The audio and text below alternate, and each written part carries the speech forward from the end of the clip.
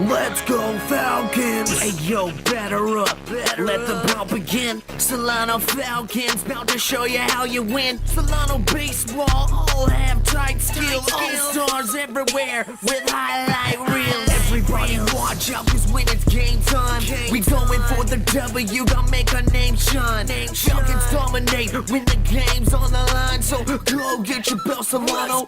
Why? Cause it's game time, hey yo, it's game time, so let the games begin. Solano on the field and we gain and a win. Hey yo, it's game time, don't you hear the people chant? Cause this is our house, make way for the champ, it's game time. Good afternoon, baseball fans, and thanks for tuning in to the Solano College Sports Network. We're at beautiful Billy Louise Yarborough Stadium in Fairfield, California for a Bay Valley Conference matchup between the Contra Costa Comets and the number 7 rated team in NorCal, the Solano Falcons. I am Stosh Zamoyda. Joined in the booth with me today is Mr. Greg Poff. Greg, how are you doing today? I'm doing great, Stosh. And boy, you look at this game today, not much has really changed in a week, but you look back to last Thursday, that ugly loss, the Falcons at the hands of the College of Marin. Things didn't look too promising in terms of the Falcons winning another Bay Valley Conference championship. But a week later, 2 wins in a row for the Falcons. Marin loses 1 of 2, and we're back where we were last Thursday. Both Marin and the Falcons tied at the top of the Bay Valley Conference at 17-5, 2 games remaining. Solano just has to win out. They've got another Bay Valley Conference championship. But even though the Comets come in, not the best record in the world, don't take the Comets lightly. You got to be able to go out and give your best effort. You've got to win 2 more games to get that Bay Valley Conference championship. Yeah, these two teams have seen each other twice on the year. Solano winning both those. Up 2-0 in the series, 31-4 run differential in favor of Solano. So they had to keep those bats hot. They went up to Napa on Tuesday and actually won 15-12 in a slugfest. And man, they pulled that one out. And the bats are hot. Hopefully the pitching can come through today and Solano can get another victory. So now we're going to go to today's starting lineups for the Contra Costa Comets. It's going to be Timian Hughes out in center field, Leander Carter out in left, Aaron Oakes at first base, Antonio Strotter at third, Kevin Spence at DH, Davey Duncan behind the dish, Jesse Garcia at second base, Rome Watson out in right, Arturo Parra at shortstop, and on the mound is Dave Gustafson. And for Solano, the leadoff hitter is going to be Alvaro Rubicaba at DH, followed by Joey Dotson at shortstop. Josh Lenny back in the 3-hole playing second base. Garland Webster over at third. Bo Siegel at first. Jacob Pavlowski out in right. Jesse Phipps in left field. Andres Quijada behind the dish. And Alex Nesikevich out in center field. So a little new look lineup for the Solano Falcons. Going to be interesting to see there. Today's starting pitcher, number 17. Well, should be an outstanding game, Stosh. It looks like we're getting ready for the national anthem. We'll be right back after a quick commercial. Hi, everybody. Greg Poff here in the Solano College Sports Network studios, and we sure hope you're enjoying today's special game broadcast. And if you're interested in a career in sports broadcasting, or you would like to take one of our sports broadcasting courses here at the college, you can easily find them listed in the SCC schedule of classes under Communication Studies. Come on over to our TV studio in room 121 and check us out. Be a part of the Solano College Sports Broadcasting team. We're here at SCSN. It's more than just sports. It's an education.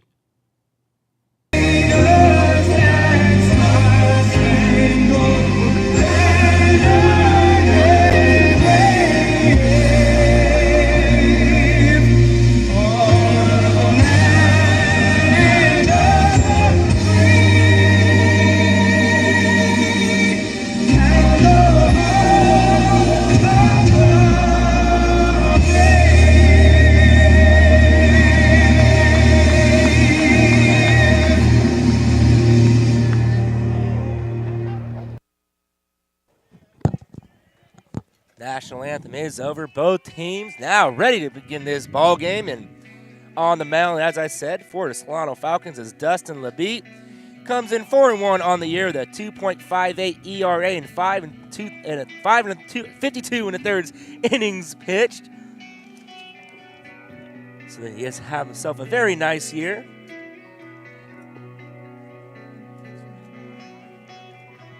Yeah, Labite roughed up a little bit in that outing last Thursday. That was his first loss of the season. Still comes in 4-1 on the season with a very respectable ERA as well. So Dustin Labite on the hill, that ERA 2.58. And so they're going to need a big game from Dustin Labite. He's just going to have to go out there, make his pitches. Looked like he got a little frustrated last Thursday, maybe getting squeezed a little bit by home plate umpire. So he just got to get back on track. And you know, Dustin Labite, he's a gamer.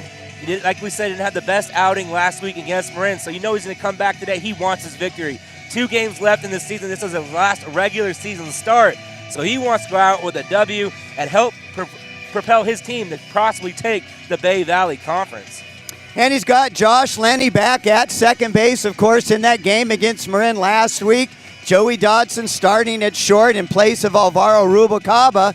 And Lenny, who was out with a really high fever, got up to 104 last week, but he's feeling fine. He's back at second. Of course, Connor Dick playing second base.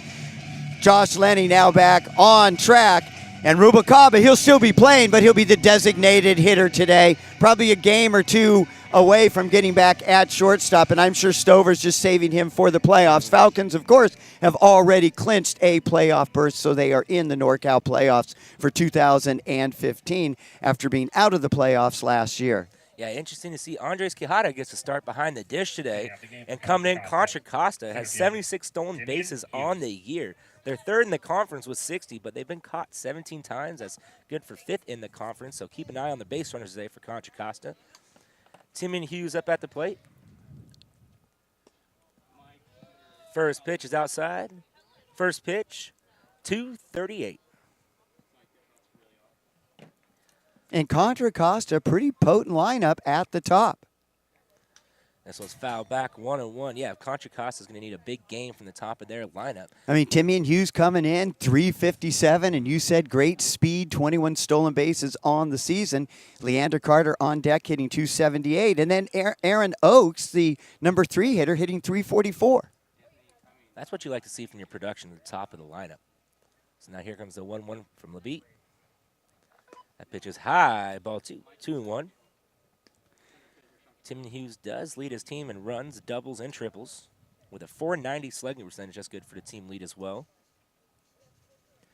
So very much a table setter for this Contra Costa Comets team. Good pitch. This one's fouled out of play over the visitor dugout. Count goes to 2-2.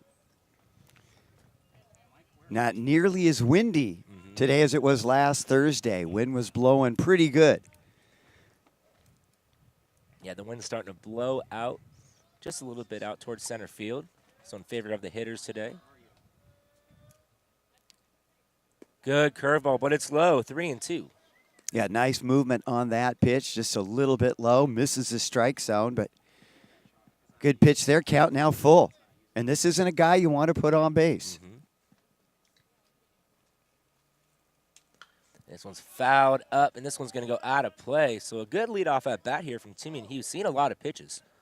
That's the 6th pitch he's seen in this at-bat. From your leadoff hitter the first time up, that's what you want to see. Because regardless of what happens in this at-bat, he can go back into the dugout, tell his teammates, you know, this is what I'm seeing, where his release point is. Payoff pitch. Strike 3 called at the knees. Got him looking for out number 1. So gets a pretty good call there by the home plate umpire, Mark Miklas.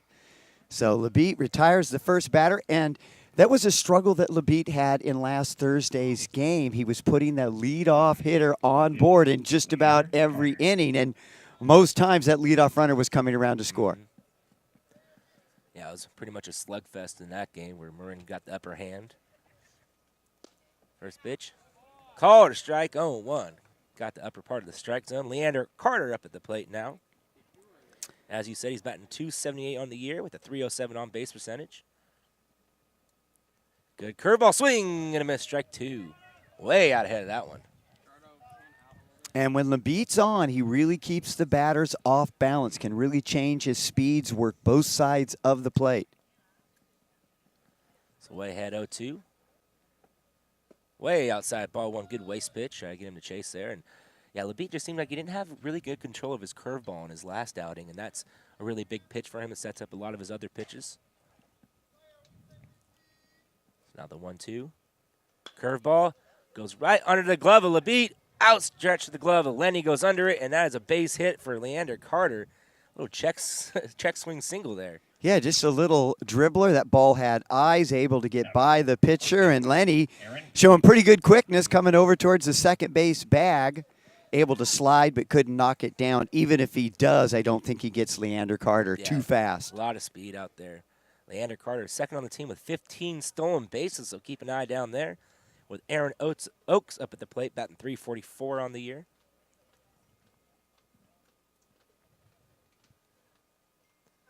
First pitch is fouled down the right field line. Count goes 0-1. Labite doing a really good job getting ahead of the hitters on the first pitch. It's a good sign from that young man today. Now let's see if Contra Costa keeps up their aggressiveness on the base paths here and see if Leander Carter tries to test the arm of Andres Quijada.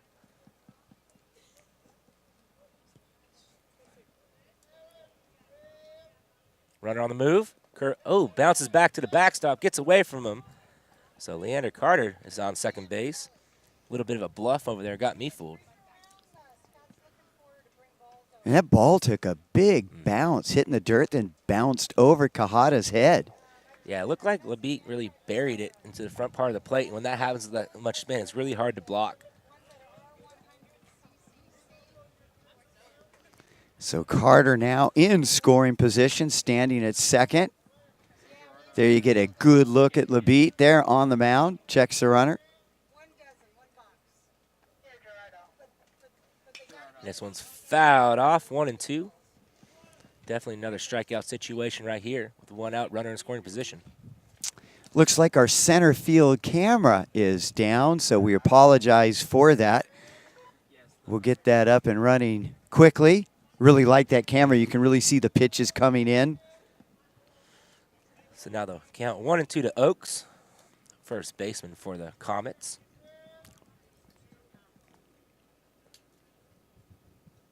Double check the second, kicks, fires, outside, ball 2. Yeah, interesting. Solano Falcons wearing the powder blue jerseys today, and the Comets in the blues with the camo on the shoulders. Very similar jerseys out there. I'm glad it's not a football game.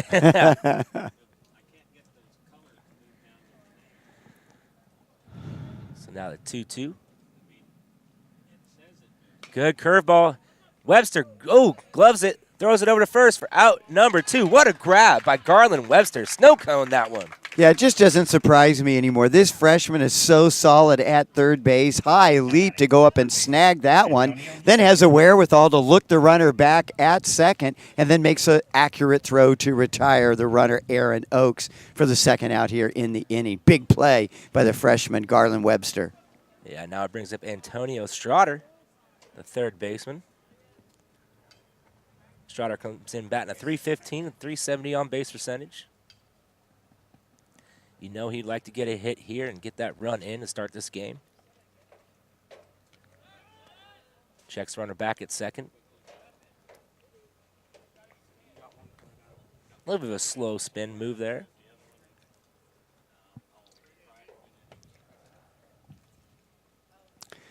So Antonio Strader at the plate.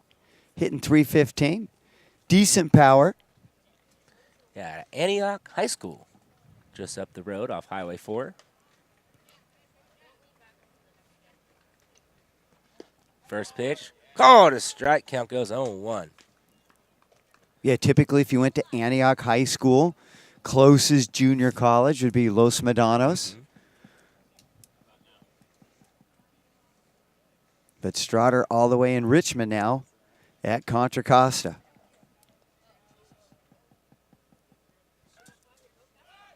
Steps off, and Leander Carter has a big lead over there at second base, so Dotson doing a good job by trying to make him come back a couple steps. Yeah, it's such a huge lead. I mean, Dodson's got to get over there to the bag just to get him a little bit closer.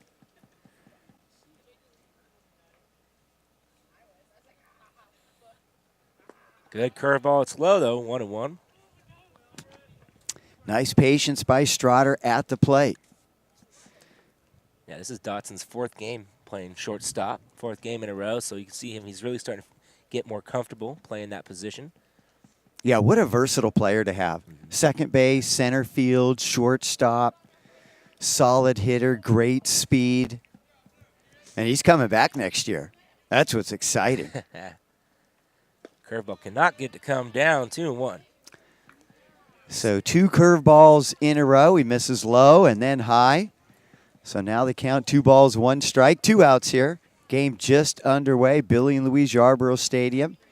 Bit of a breeze blowing out towards right center. Yeah, Labitte really, taking his time out there on the mound. That's always good to see. Let him get in a rhythm. And that's inside, ball 3. You don't want to let this hitter get a walk here. It'll be first and second with 2 outs with Kevin Spence coming up next. Yeah, and here's, once you get to the 5-hitter, that's where you really start to see a drop in the batting averages for the Contra Costa Comets. Spence on deck, designated hitter, but just barely hitting over 200 at 205. Good pitch, just inside, ball 4. I thought Miklas might pull the trigger there and call that a strike. He sure waited, and that was close. Yeah. And not the worst thing with 2 outs, you got a runner in scoring position. You put Strotter on, but now you've got Spence coming up, just barely hitting over 200. Yeah, Spence does have 10 RBIs on the year and 1 home run, which leads the team. So a bit of power for the left-handed hitter. Yeah, they've only hit 1 home run all year, and it was this young man right here. First pitch, called a strike, 0-1. So now force play any bag here with 2 outs. Any contact runners will be on the move.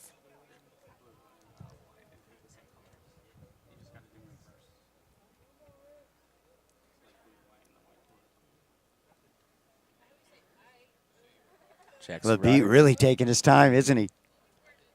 Pitch outside, 1-1. Yeah, this is the slowest I think I've ever seen him work out on the mound. Usually he's a little bit quicker, but he's really taking his time, making sure freezing the runners on the bag, which is huge with the speed out of Leander Carter out at second base.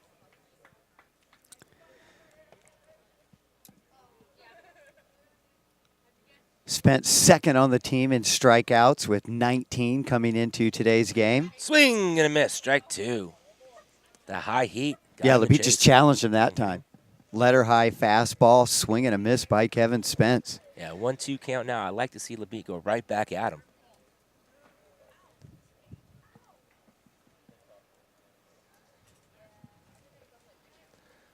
So 2 outs, 1-2. Swing and a miss, strike 3. And that was a big strikeout. So the Comets strand 2, and we're heading to the bottom of the first. My name is Dustin Labitte, and I'm a sophomore pitcher. Thanks for watching the Solano College Sports Network.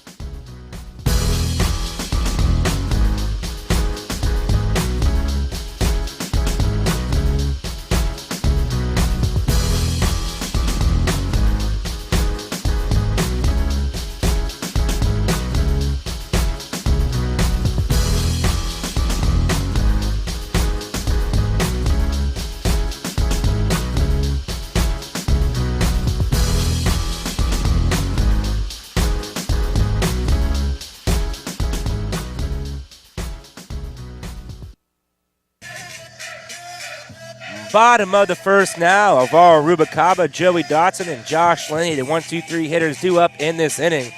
And out on the mound is David Gustafson.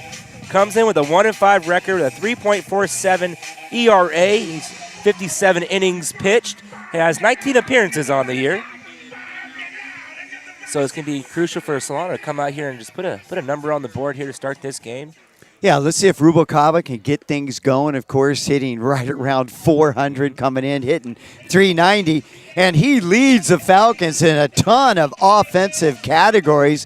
Most runs scored, 36. Most hits, 57. Total bases, 69. And, of course, stolen bases at 23. He's already set the single-season career record for the Solano Falcons with 23. But Joey Dodson right behind him at 22. They're going to battle to see who's going to end up with a single-season stolen base record. Yeah, Rubalcaba leads the whole Bay Valley Conference in batting average at the 390 mark, and he is 4th in the state of California, tied for 4th with those 23 stolen bases. Pulls it back. That's inside ball 1 from Gustafson. And he's also 2nd in the conference in stolen bases, and Joey Dotson right on his heels with that 22 mark. Just remember, Gerardo, there's a scoreboard on the top of the frame. So now the 1-0 from Gustafson. Called a strike right at the letters. 1-1. So Gustafson on the hill for Contra Costa and played his high school baseball right here in Fairfield at Fairfield High School. Checks that. Goes back to the backstop. Gustafson, a pretty good athlete as well, also played football for the Fairfield Falcons. Interesting, the umpire pointed at Rubalcaba. So I'm trying to see if he called that a strike. They're going to appeal down to first base, and he did not go. So now 2-1 to Rubalcaba.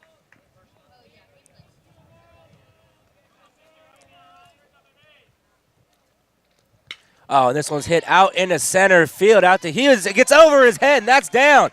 And Rubalcaba is going to be on his horse.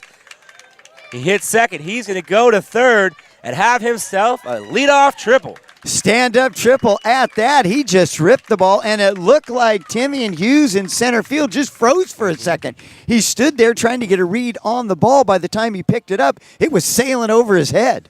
Yeah, Timmy and Hughes, at first he kind of took one step in, watched it, then tried to go back. As an outfielder, your first step always has to go backwards, especially the wind is blowing out towards center field, which caused that ball to carry. But, man, Rubalcaba wrote that one. Yeah, absolutely right, too. You look at that wind just blowing out towards center field, just took it and carried it.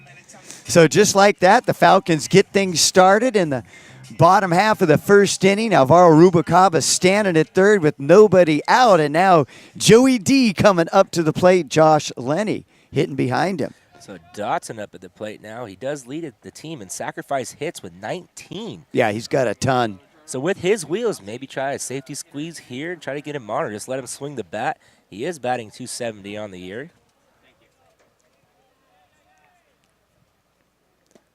First pitch of Dotson's called a strike. 0-1, and the infield is playing in, which is very interesting this early in the ball game. You would think the corners would come in, and, you know, middle infielders playing normal depth. Oh, this one's, oh, it's a little flare, and that ball is going to get down fair, and Dotson's going to go to second. Going to be a close play. Slides in with a double.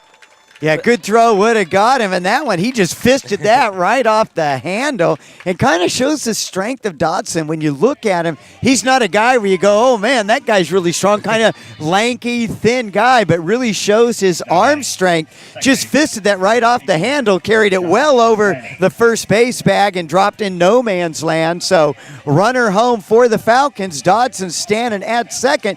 Nobody out. Falcons trying to get on top of Contra Costa here in a hurry in the bottom of the first. You know, if the infield here was playing normal depth, especially at the corners, I think the first baseman could have gotten that ball quickly and would have held him at first base since they were playing in. Allowed him an extra 90 feet with Josh Lenny to play the RBI leader, already 1 run in now and a runner in scoring position.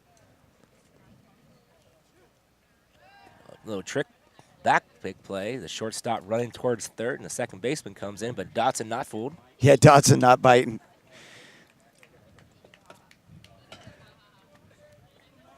Good try, though, by Contra Costa, trying to make something happen. Respecting the speed of Dotson. Lenny swings at this first pitch, fouls it back, 0-1. So nice to see Josh Lenny back in the lineup. This freshman has had such an impact. He's just been a steady bat in the lineup all season. Yeah, and you can really prove with that. 358 average and 26 RBIs. And they really missed his bat in that game against Marin last Thursday. Like you said, he had the fever of 105. Pulls it back, and he did not go 1-1. So smartly lays off that pitch. Yeah, with no outs here, looks like Lenny's going to try to drop it down, put Dotson over at third. We know Solano loves to play the small ball. They do.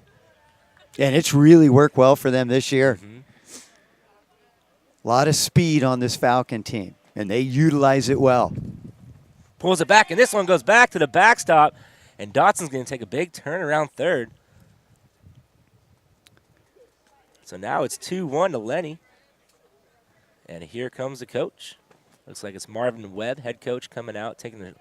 Yeah, that actually is one of the assistant coaches, Marvin Webb. He's over there in the dugout. He's got that kind of turquoise metallic helmet on. Marvin Webb, too, long-time minor league baseball player. Played AAA for a little bit, single A for about 9 years. Played in the Dodger organization back in the early, mid-1980s. And he's really played with a lot of big-time ball players. Played with Pedro Guerrero, went on to start for the Dodgers. Also played with Bob Welsh, who played for the Dodgers, then went on and played with your Oakland A's. Yeah. Helped them get a championship in the late 1980s. Marvin Webb, he's a guy that's been around the game a long time, and especially in the professional ranks.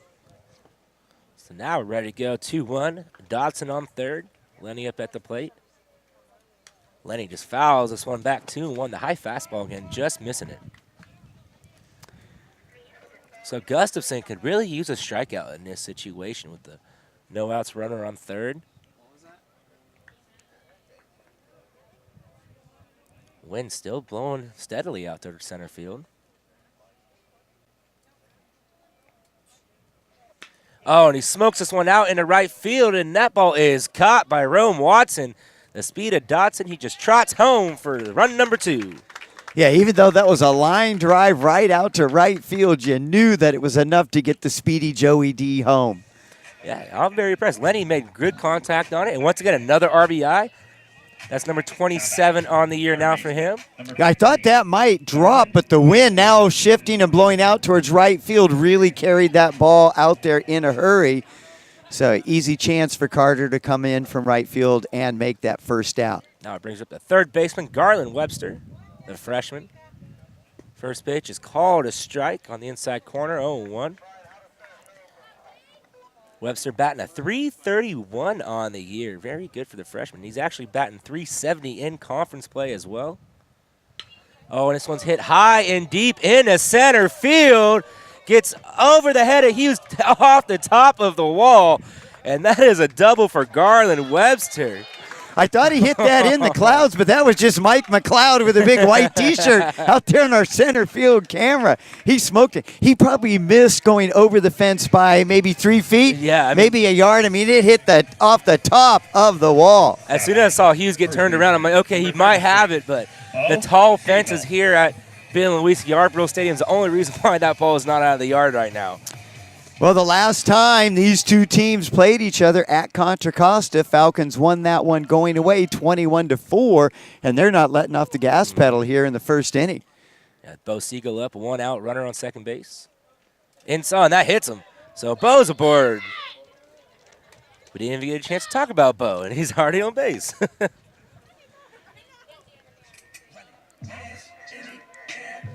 Now Jacob Pawlowski coming up to the plate, batting at .269 on the year. Jacob Pawlowski. That was the 11th time that Bo Siegel's been hit by a pitch. Pawlowski, the last game we brought to you here on the Solano College Sports Network last Friday against Los Medanos, hit a big 2-run home run in the bottom of the 8th to really break open that game.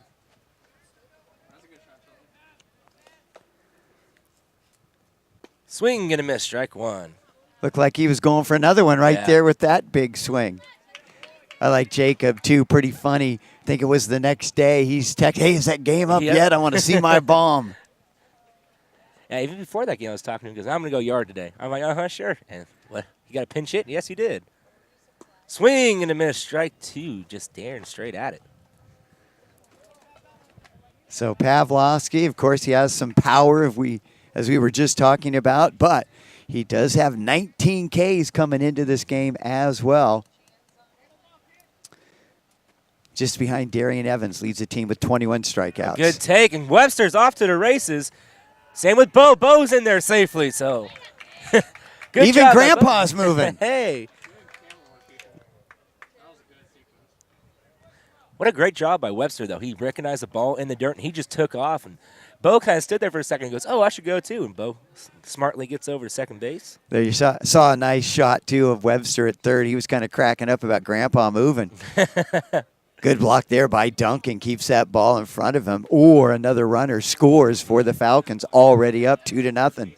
Yeah, now the count is 2-2, so good job by Pavlovsky laying off 2 pitches in the dirt. Really sets up an RBI situation here.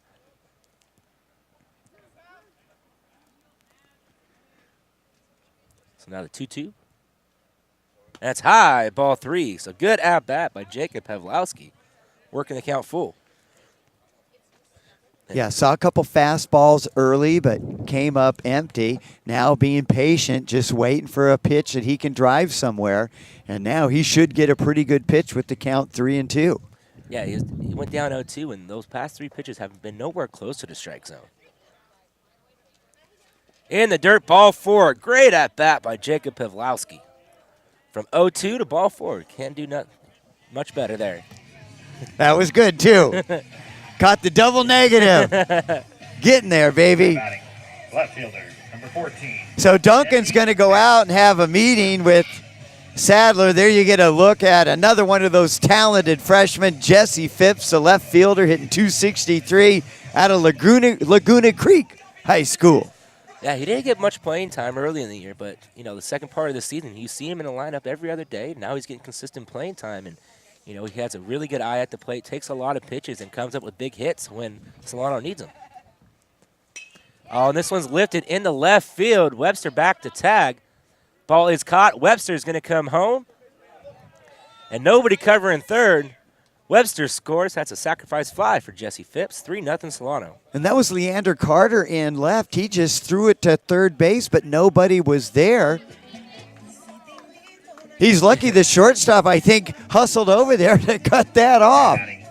Catcher. No, it was actually Andres Quijada. Antonio Strader was lining up for the throw to home because that's his ball to, you know, cut off, and nobody came to cover third base, which should have been the shortstop, but he hustled back from his relay position to get that ball. If that rolls, I mean, that's an extra base, 90 feet for everybody.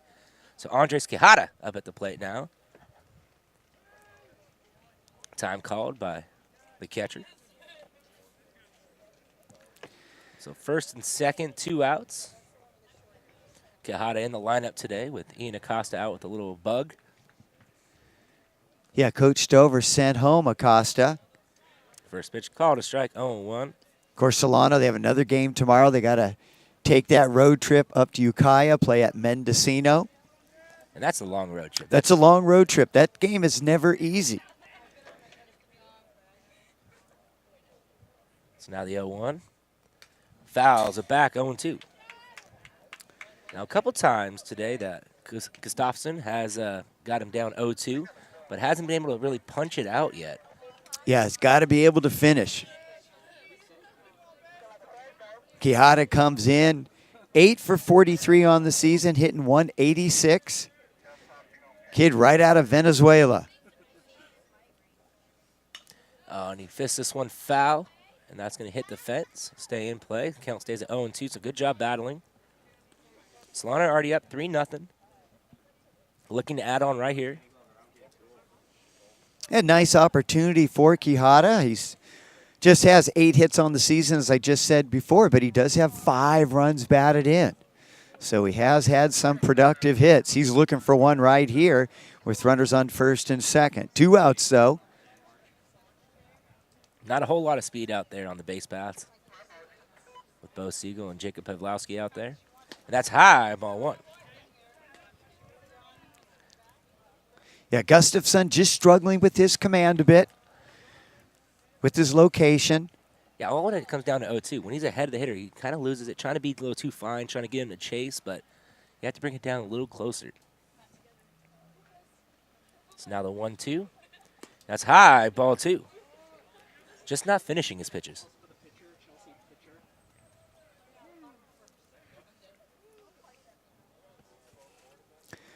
You know, he is a freshman, as you said, at a Fairfield High School.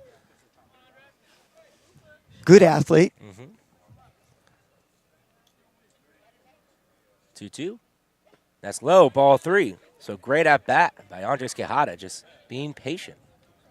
Down 0-2, work the count full once again. Same thing, similar to Jacob Pavlowski. Did 2 batters ago. Yeah, I'm trying to remember what position Gustafson played. I think he was a defensive back. Runners will be on the move here with the full count. Swing and a miss, strike 3, and that is out number 3. Solano gets 3 in, Strands pair, and we're heading to the top of the second.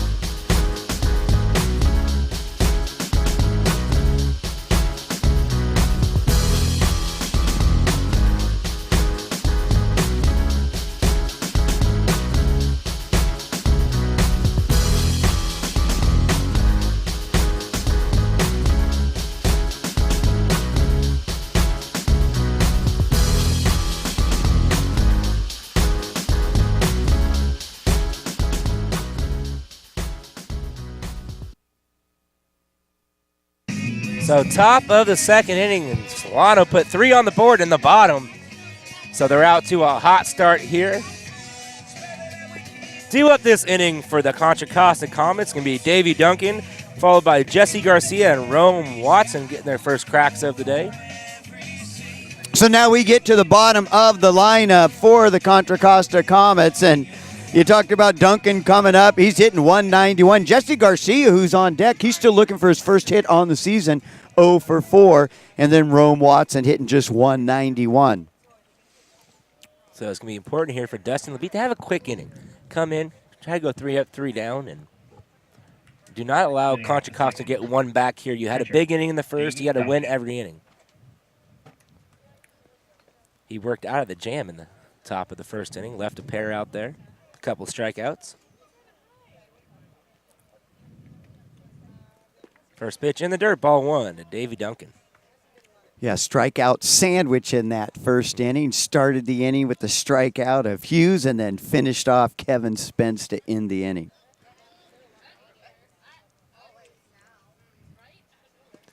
That pitch is just a hair low, 2-0. Pretty good pitch there. Just misses low, as you said, Stosh. And looks like we have our center field camera There we go. back up and running, which I enjoy. You can really see the movement on the pitches. Oh, and this one smoked just over the head of Dotson, and that is a base hit for Davey Duncan. So just a solid hit there by Davey Duncan. That'll get him close to the Mendoza line at 200. Hey, how about the hops over there by Joey Dotson? Yeah, he got it pretty high, didn't he? Jesse Garcia. So now Jesse Garcia stepping up to the plate, second baseman today. And as you said, he's looking for his first hit on the year. He'd love to get it right here. Get something going for his team, the Comets. You know, I think it might have something to do with that elephant ear he has in his back pocket going. Works for some, doesn't work for a lot of baseball players. A little bad luck charm, as you can ask a lot of the major league players. Looks to me more like a tail. Runner on the move, hit and run, fouled, back out of play, 0-1. Boy, you saw Quijada. He took one look up and just was blinded by the sun. No chance I'm getting that one. Sailed out of play. Yeah, Davey Duncan does have 4 stolen bases on the year, but he's been caught 3 times. Like we said, this Contra Costa team very aggressive on the bases. You see Bo Siegel holding him on at first base. Davey Duncan, whose first name is actually Lawrence, goes by Davey. That's what was written down on the lineup card we got from the Contra Costa dugout, so that's what we're going to go with here in the booth. Jesse Garcia up. He goes by Jess. So now 0-1. This one's fouled straight back, 0-2. Yeah, good cut there. Rips it, but fouls it back. Pretty good cut by Mr. Garcia. Yeah, these Contra Costa hitters are really aggressive on the high fastball. And it's, it's above the strike letters, but when you get a high fastball coming, your eyes go a mile wide. Umpire hasn't been really calling the high strike today, so if that's me, I'm laying off those tough pitches. 0-2. Outside, little snap throw. Ooh, good throw by Quijada, though. Yeah, there you get a look at that kid's arm, and boy, he can really chuck the baseball. And that was almost from his knees, too, right from the squat. He didn't even stand up, just grip it and rip it. And Ian Acosta has been the starter at catcher really for his 2 years here at Solano. He'll be gone next year. Quijada, the heir apparent, at the catcher position. 1-2. And the dirt runner going. Good strong throw. It's high. And he is safe at second base, but Dotson does a great job by catching that ball. So Boy, Dotson once again showing his hops. Had to go high to bring that one down. That ball just sailed on Quijada. So now it's 2-2 to Jesse Garcia. Davey Duncan has his 5th stolen base on the year. And now Mr. Duncan in scoring position. You can see number 34 there in the bottom right corner of your screen, right by our SCSN logo. Oh, and this one's roped out in left field. That ball gets down, picked up by Phipps, and the good throw by Phipps. Good job by Webster by getting the relay throw. So first and third, nobody out, and that's Jesse Garcia's first hit of the season. And there you see Coach Marvin Webb. He's at third base. Watson. As we said, long-time minor league baseball player. So Jesse Garcia, first hit. 1 for 5 now. And you can see you can see him smiling down there on first base. Oh, yeah, he's happy. So now it's first and third, nobody out with Rome Watson up at the plate.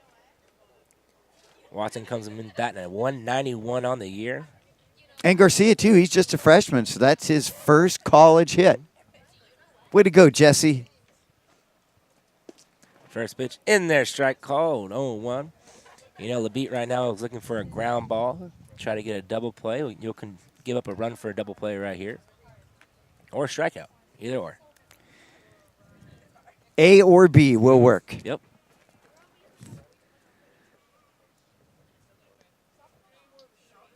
Now the 0-1 squares around a bunt, pulls it back, and that's going to be called a strike, 0-2. Yeah, that caught the outside corner. Nice pitch by Dustin LeBeat.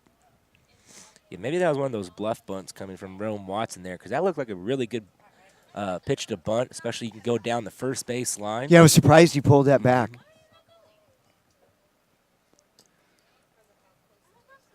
So 0-2 the count. Pitch. Strike 3 call. Got him looking for out number 1.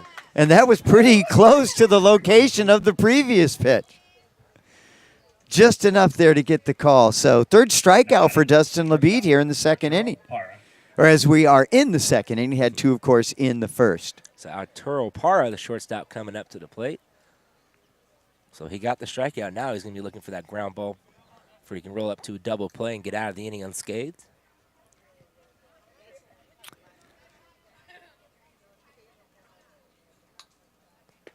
Strike on the outside corner, 0-1. He is really dialed in on the outside corner right now. Yeah, another excellent pitch by LeBeat to Arturo Parra. Parra getting a start at shortstop today.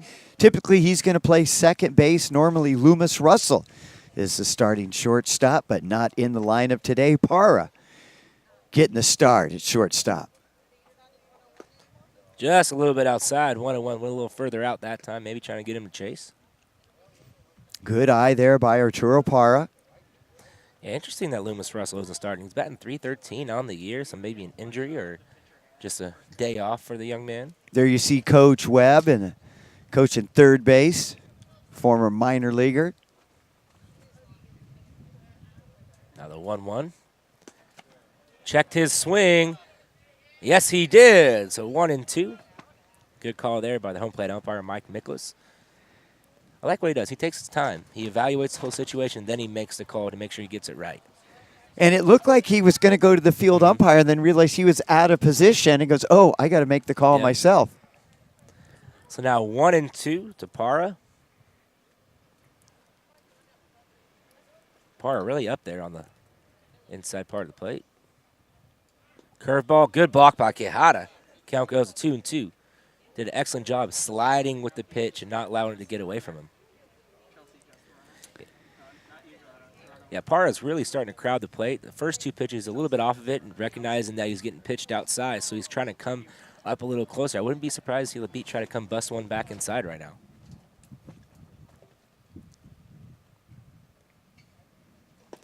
Goes outside. Full count now.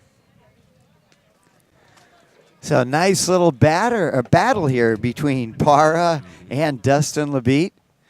Falcons have 3 runs on the board already. Contra Costa still looking for their first run, but big opportunity for them right here, top of the second. Parra calls time.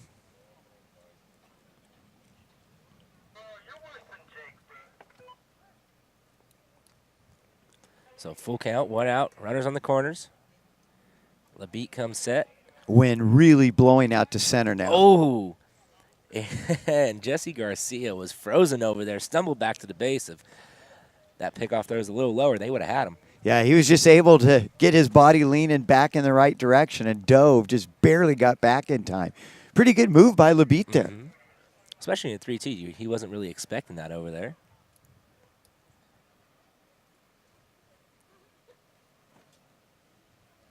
Checks the runner again. A little lower throw. Good job by Bo by catching that. Bo Siegel's been solid at first base all year defensively. Has a very nice year for himself. Batting a 3-4 hole most of the year. So the 3-2. And this one's popped up in the infield. Looking for help. Lenny is under it and makes the grab for out number 2. So 2 big outs right there, and now it brings up Timian Hughes, who struck out looking in his first at-bat. Yeah, runners on the corner, and then you get that strikeout pop-up, exactly what you need. And so Labitte needs 1 more as we go to the top of the order. Timian Hughes coming up. Yeah, Timian Hughes had a really good at-bat against Labitte, even though he was caught looking. He saw 8 pitches in that first at-bat, so I'm pretty sure he has a game plan coming up here. Time called by Hughes. You know he wants to get a hit here after allowing that leadoff triple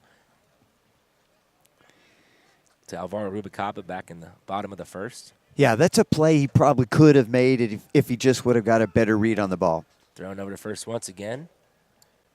Garcia not off far enough, just a couple steps.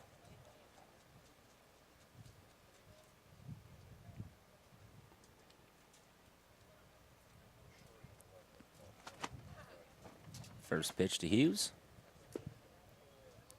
Just a bit low, 1-0.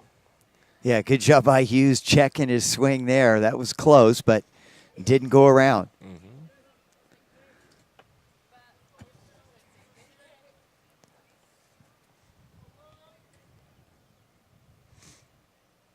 So 2 outs, first and third.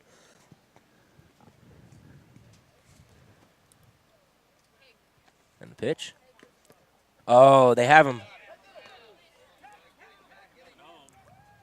And they got the out, and he's out they got him in the pickle, and they say the run scores. Yeah, and I think they got it right. I think he crossed the plate just before he was tagged. I think it's close enough. No, the run was not in. Oh! So they got him out at first. 3-0 heading to the bottom of the second. Hello, my name is Alex Nesikevich, freshman outfielder. Thanks for watching Solano College Sports Network.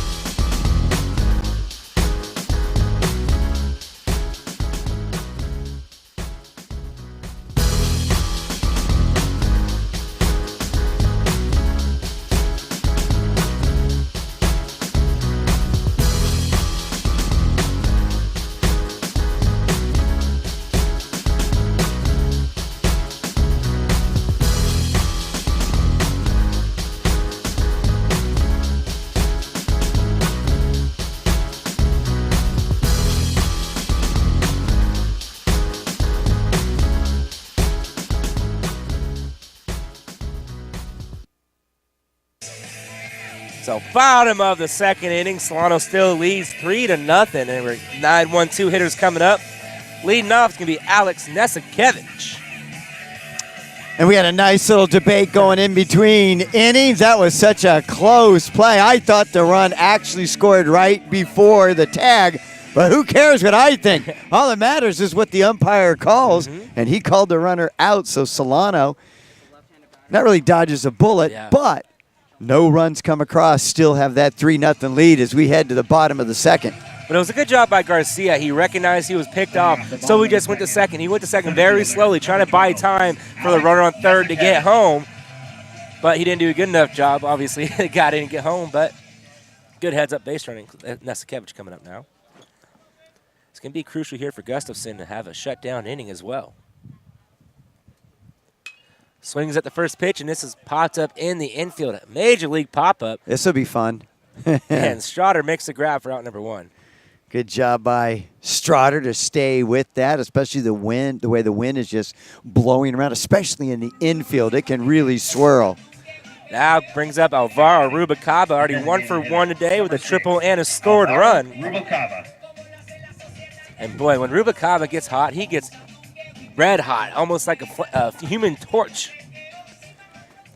So let's see if he can continue his success here today. And I think Rubalcaba definitely in the running for Bay Valley Conference Player of the Year. Yeah, leading the conference with that 390 average. And just what he does defensively at shortstop. My goodness. That pitch is called a strike at the knees, 1-1.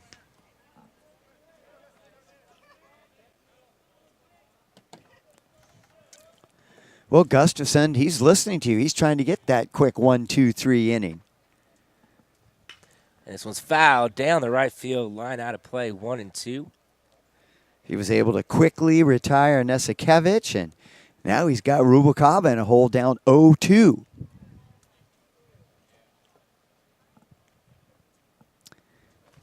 Wind now really blowing out towards right field.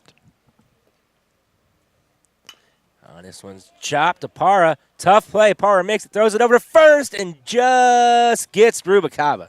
Nice job by Parra. That took such a high bounce, and he knows how fast Rubalcaba is. Had to make a clean catch of the ball, came up throwing strong arm, and really got it there in time to beat Rubalcaba fairly easily. Joey Dodson. So now it brings up Joey Dodson, 1 for 1 today with a double, an RBI, and a scored run. So let's see if Dotson here can spark a rally, maybe get another double. He got that double off a little flare down the right field line, just showing his speed. Pulls back the bunt, 1-0. He had Strotter crashing in from third base. Dodson just a good all-around athlete. We even saw his jumping ability back in the last inning. That's a good pitch there. Count goes to 1-1. I could see Dodson doing the high jump or maybe even the pole vault. It's now the 1-1. And that pitch is low, 2-1.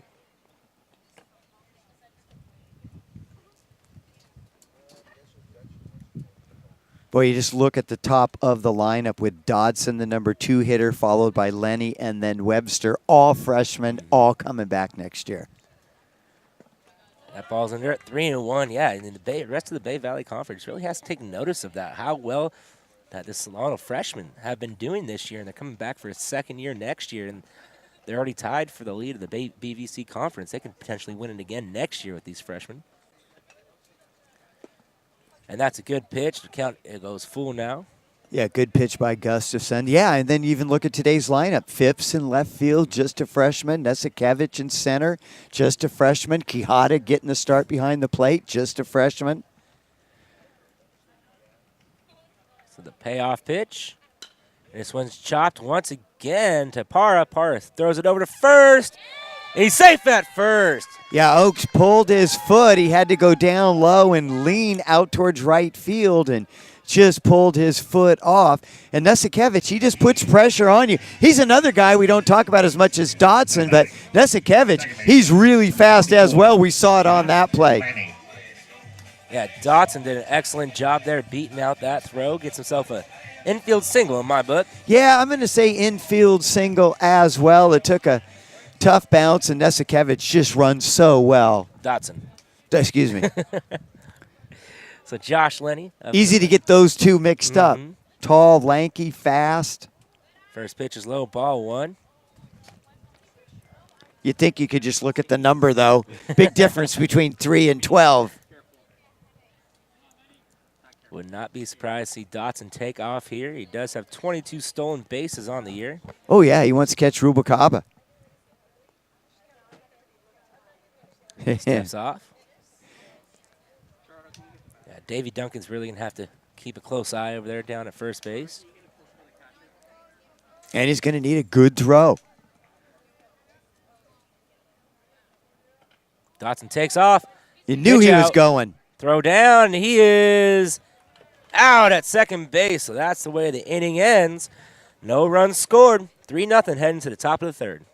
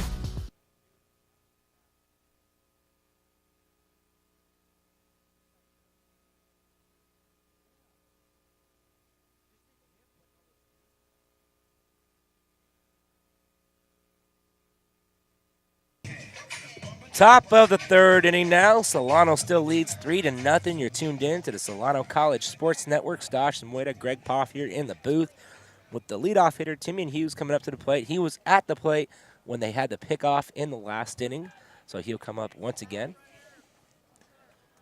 It's going to be Timian Hughes, Leander Carter, and Aaron Oaks due up. Top of the third.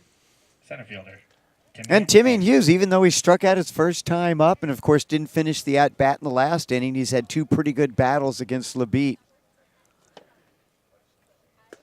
First pitch to him was outside, ball one.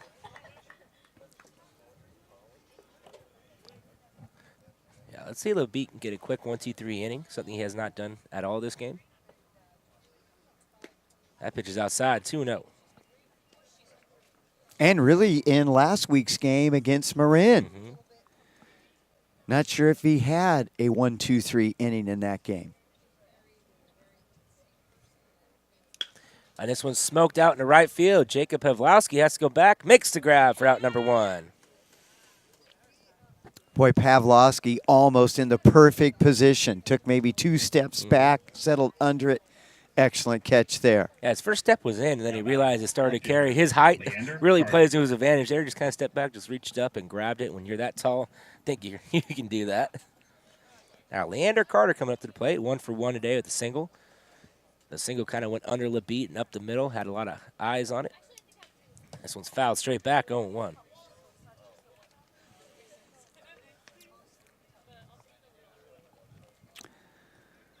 So Leander Carter, the right fielder today, he started a lot in left field as well. And he would love to try to start it up here for the Comets here in the top of the third. Curveball cannot get it to come down, 1-1. Carter, a sophomore, playing his second year for the Comets. Originally from Sacramento. The state capital of California. Little fun fact for everybody out there. It is.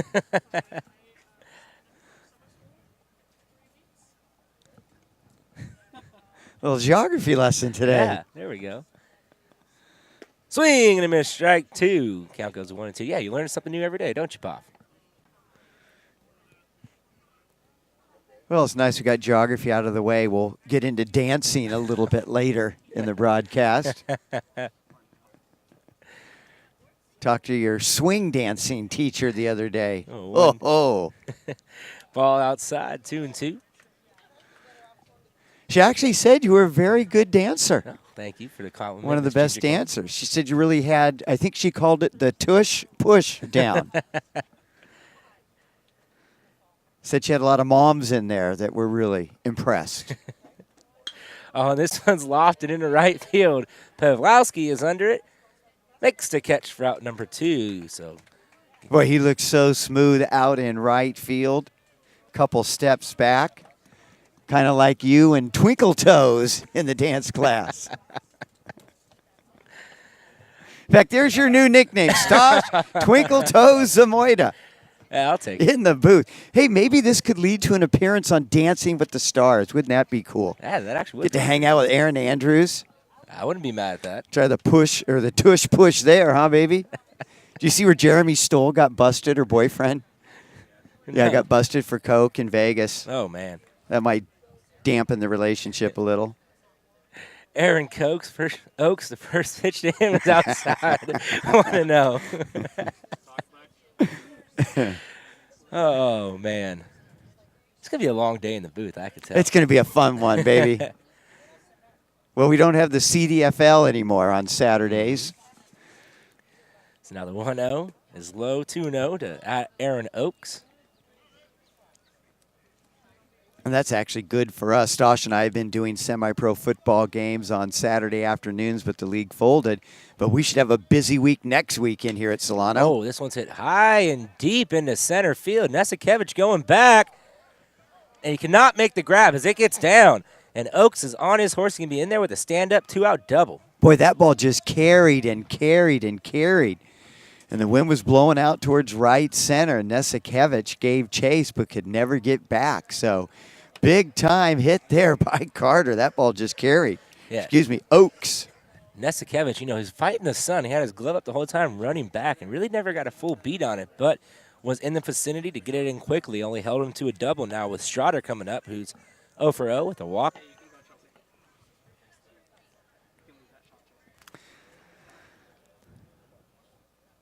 So runner on second, 2 outs.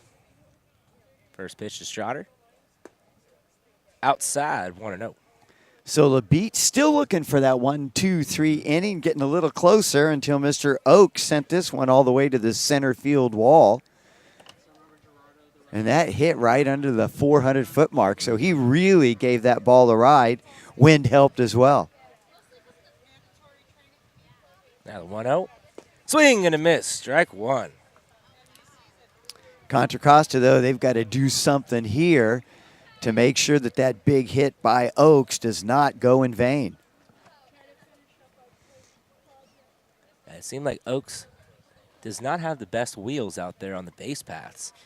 Yeah, he's a pretty big boy out there. Good curveball. Just a bit high, 2-1. A lot of movement on that.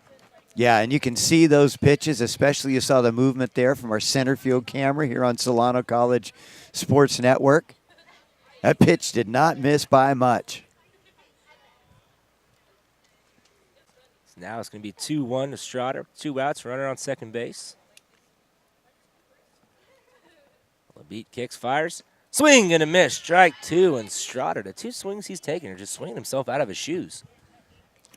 Yeah, he got his money's worth on that cut, and that time LaBeat. And he's done that a couple times against the Comets. Just challenged them. Let her high fastball. Let's see if he does it again. Yeah, 2-2. Needs one more out here in the third. Good curveball. Bam, baby. Got him looking for out number 3.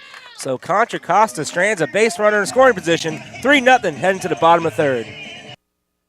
Hi, my name is Garland Webster. I'm a freshman third baseman. Thank you for watching the Solano College Sports Network.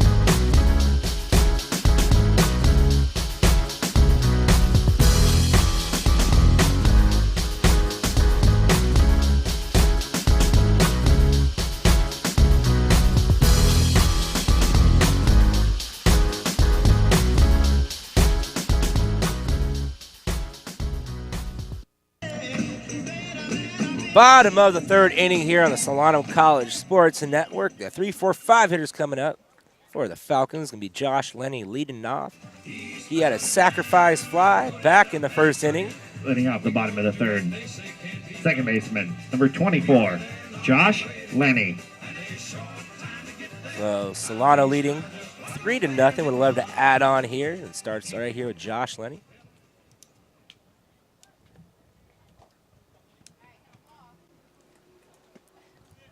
First pitch is outside, ball 1.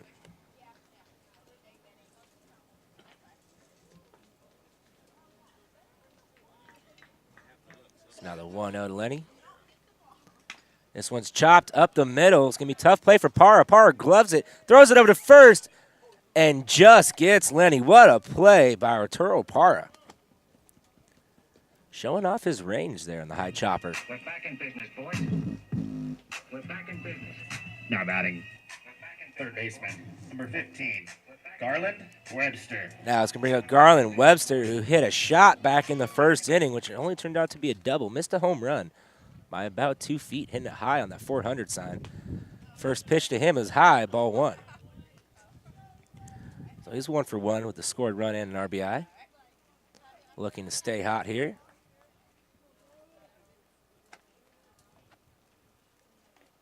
Now the 1-0. Skies this one. It's going to go out of play down the right field line. Count goes to 1-1.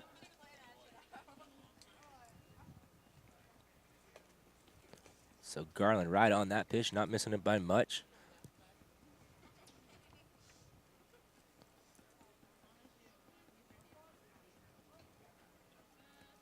So 1 ball, 1 strike. Lays off the high fastball, 2-1. Oh, he calls it a strike. 1-2.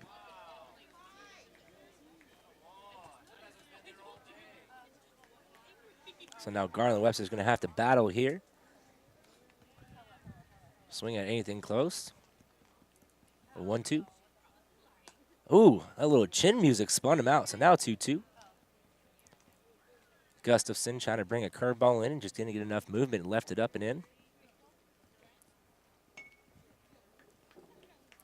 Gustafson has been struggling today to put away hitters when he's ahead with 2 strikes. That ball's in the dirt, full count. It's a good battle here by Webster, laying off a couple pitches.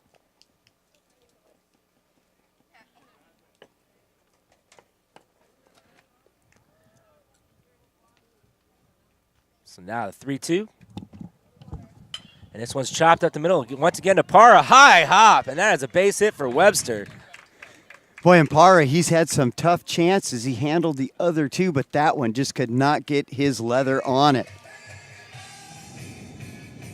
Now it brings up Bo Siegel. He saw 1 pitch today and it happened to hit him right in the back. Bo Siegel. So he's 0 for 0 today, looking for his first hit. And with the wind starting to blow out a little towards right field, it might work in Bo's favor. As we know, Bo loves to pull the ball. He has a big hole between first and second with Oaks holding on Webster at first. Oh, hit him again. 2 pitches. He hit again. So I think that's 12 times he's been hit on the year. Grandpa's going to need some ice after this game. He is. So you know, I don't know who has the single season record for getting hit the most times by a pitch, but up to this point, I remember in 2011, you know who got hit more than anyone else? I think it was in the 20s. Victor Romero. Yeah, we know. Always getting plunked. Well, he loves the crowd to plate, so that's why. And Pavlowski, first pitch to him is outside, ball 1. Victor Romero, the great Solano Falcon, went on to play at Oklahoma State. Now coaching. Coaching there, for right? Oklahoma State, yeah. Talked to him the other day.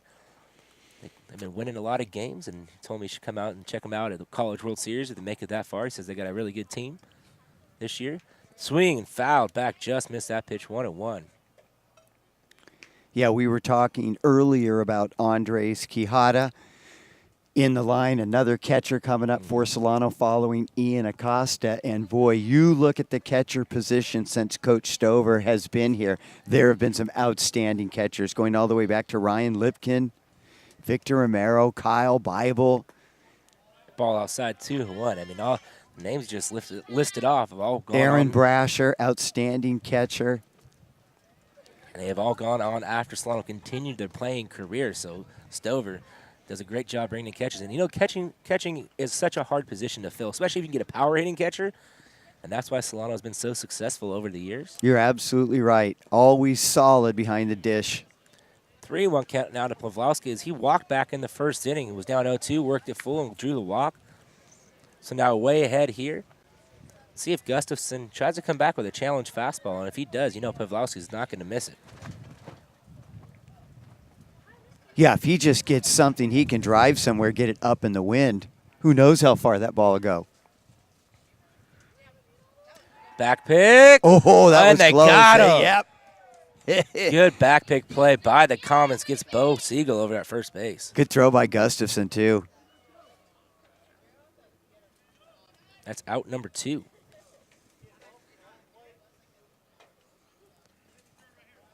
So that's the second time we've seen a pickoff play by the Comets.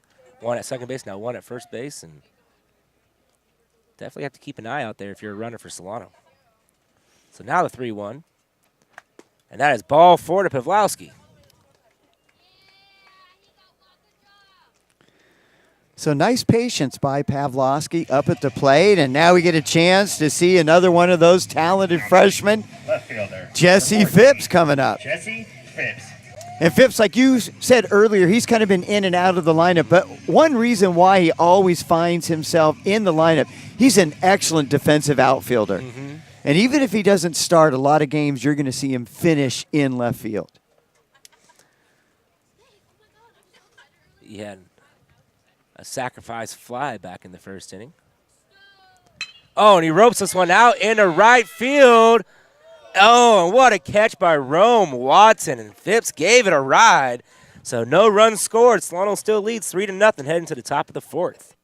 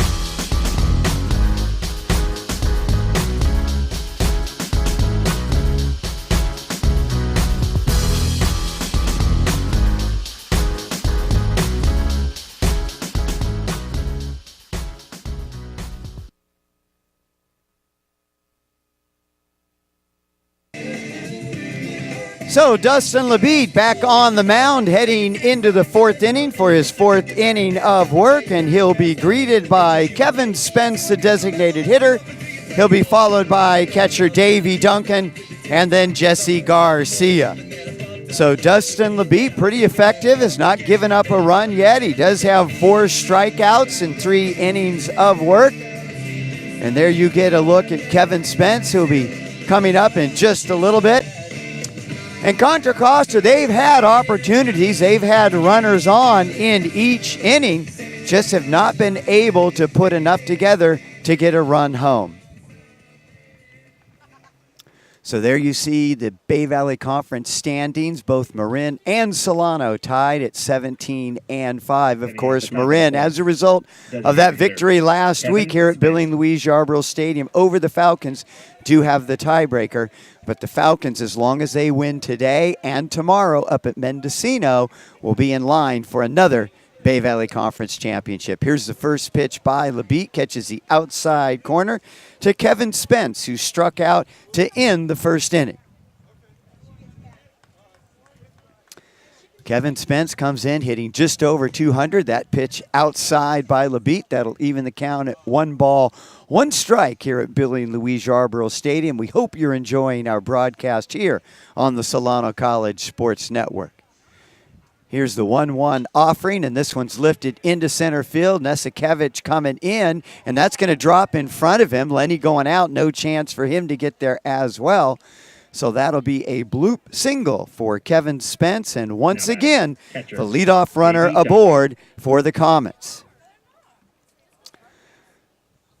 So Davy Duncan stands in. There you get a good look at Mr. Duncan. 1 for 1 today, has a single and a stolen bag.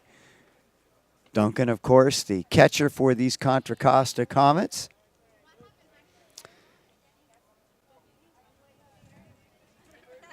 Duncan, who also goes by Lawrence. Pretty big kid, 6'3", 210-pounder.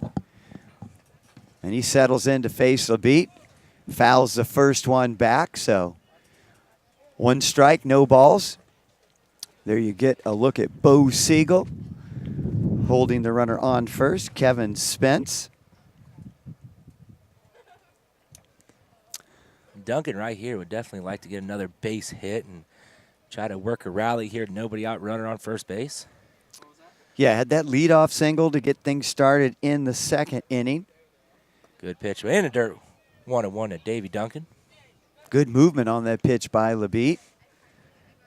So LeBeat's still trying to find that 1-2-3 inning. It's not going to happen in this one unless they can roll a double play right here. Duncan does not have the best wheels over there behind home plate. And Kevin Spence, I mean, really, it was just a weak fly ball to center field. Just no chance for Nesikevich to come up. Checks run over at first, and LeBeat, you know, his pickoff moves very impressed me today. Has not got, they got one guy in the pickle over at first, but good throws, good movement. I mean, he's catching a lot of guys off guard, keeping them close. So we know Contra Costa likes to run on the base pass, be very aggressive. And this will be LeBeat's last regular season game. Won't pitch tomorrow, obviously. Runner on the move. Quijada throws it down to second. Good throw, and they got him. What a throw by Andres Quijada. Yeah, there you see just a perfect throw and the outstanding arm by the freshman from Venezuela. Yeah, he caught the ball, and it looked like he had a little hitch back there, but strong enough arm to recoup. Good tag by Dotson, too. And a perfect throw. I mean, right there. Yeah, the first runner that stole a base was Davy Duncan. You know, that throw was high. If that was down, they would have had him by a mile. Right there, Quijada, now dialed in. He goes, hey, I gave up one. I'm not giving up no more today. Oh, this one's flip foul. Count goes to 2-2.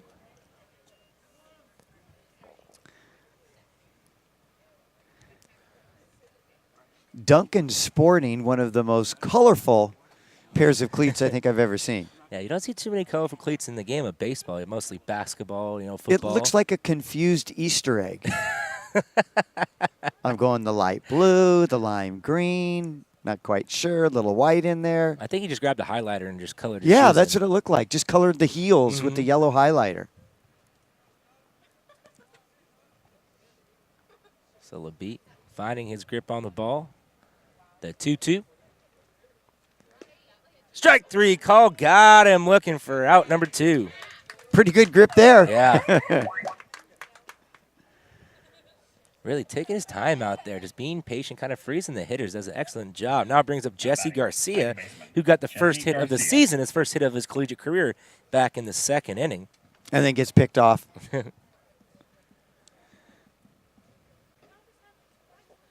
First pitch is high, ball 1. So that pitch right at the shoulders of Jesse Garcia.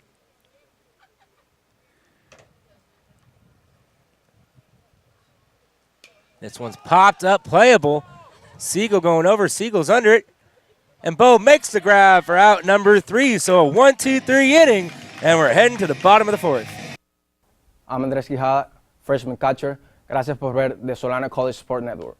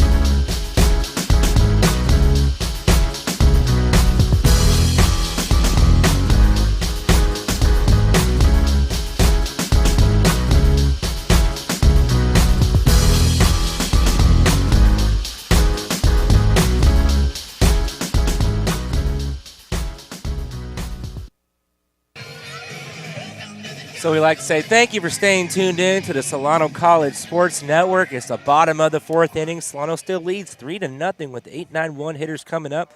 Andres Quijada due up first, and he struck out in his first at-bat. So he's looking for the first hit of the ball game. He had an excellent stolen base. He's caught a runner stealing out over a second. So let's see if that momentum from the good play in the defensive side can turn over to a good play on the offensive side. And Gustafson has really settled down after that first inning where he gave up all 3 runs. And it's smoked, but right at Parra for out number 1. Parra getting a lot of work today. Yeah, that's the 5th ball hit in his direction. And nice rip there by Quijada. That was the only problem. It was right at number 2. Now batting, center fielder, number 12, Alex Nesikevich. Like I said, you know, if you really can't buy a hit, just keep hitting the ball hard, and they'll find a hole eventually. First pitch to Alex Nesikevich is high, ball 1. And he smoked that, you know, a couple feet each way, and that's a base hit.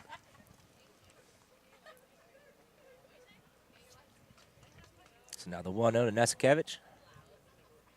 And this one's lifted into right field, and that's, almost a great play by Garcia. So Nesikevich gets a single, but Jesse Garcia going all out. I thought he had it for a second. Yeah, that was close. And he just came out of nowhere, too. Number 6, Alvaro Rubalcaba. Wow. So he's showing off his range over there. Now brings up Rubalcaba, 1 for 2 today with a triple and a scored run. Grounded out to the shortstop in his last at-bat, and it was a foot race. They just barely got him. Runner on the move, a little hit and run. Ooh.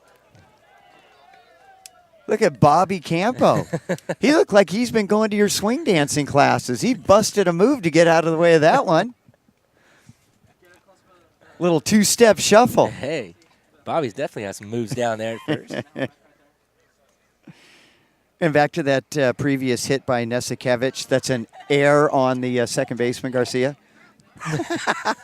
Just kidding. I would say you're being harsh over here. That would just be mean. And now it's 1-1. Yeah, I mean, that guy tried to make an outstanding play. I like the effort, though.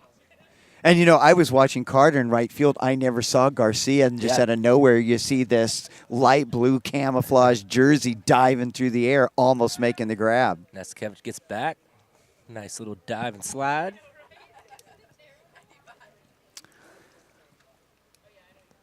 So now the count's still at 1-1 to Rubalcaba. Rubalcaba was looking for another hit to keep boasting that average, flirting with 400. That pitch is high, ball 2. He just ripped the cover off the ball the first time he was up. Started the Falcons off in the bottom of the first with that leadoff triple. And, I mean, that was a stand-up triple. That's how fast he is. Yeah. So now the 2-1. Outside, 3-1. So eerily similar to that first at-bat. You hit that triple on a 3-1 pitch, and Gustafson does not want to walk another batter here, so you know they're going to try to come right at Rubalcaba, especially with Dotson and Lenny coming up following. And he pretty much has to come after him now. He's just been going away the last couple pitches. He knows how dangerous Rubalcaba is. That's high, ball 4. That was high and tight.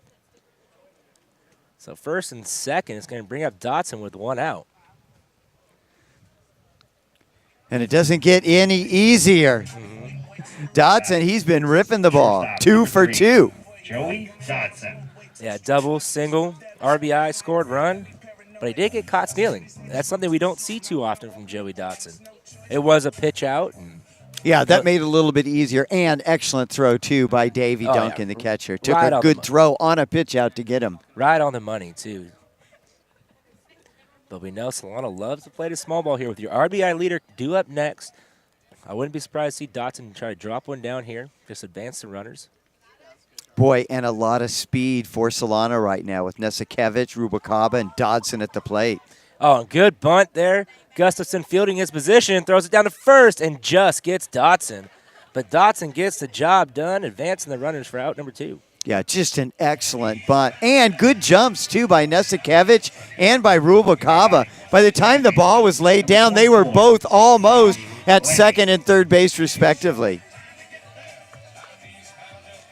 So Dotson's going to go into the dugout and get a lot of high fives. Like I said earlier, that's his 20th sacrifice hit on the year. He leads the team by a big margin. Well, that's what you get when you're the number 2 hitter for the Falcons, and especially with Rubalcaba leading off, who's on base so much. First pitch is high to Josh Lenny, 0-1, 1-0.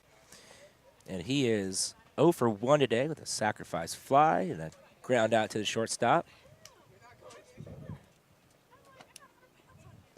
That's called a strike on the outside corner, 1-1. You know, with Nesikevich hitting in the 9-hole, he's almost like another leadoff hitter. It really is. When I do the games with Tyler Stover, Tyler always brings that up as how much Nesikevich is important as much as Rubalcaba batting in that 9-hole. That's high, ball 2. Because you have Nesikevich, Rubalcaba, then Dawson, 3 of your fastest guys right in a row to bring up your big hitters right after that. And you can see why Solano can get on a big rally and just run away with it. And that's why Nesikevich gets so much playing time as well. Also, outstanding center fielder. That's inside, ball 3.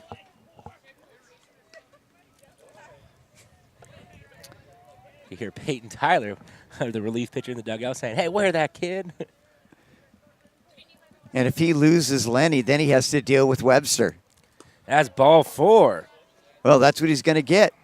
Lenny now on first, and the hot-hitting freshman Garland Webster, he's 2 for 2 today as well. Now batting. Third baseman, number 15, Garland Webster.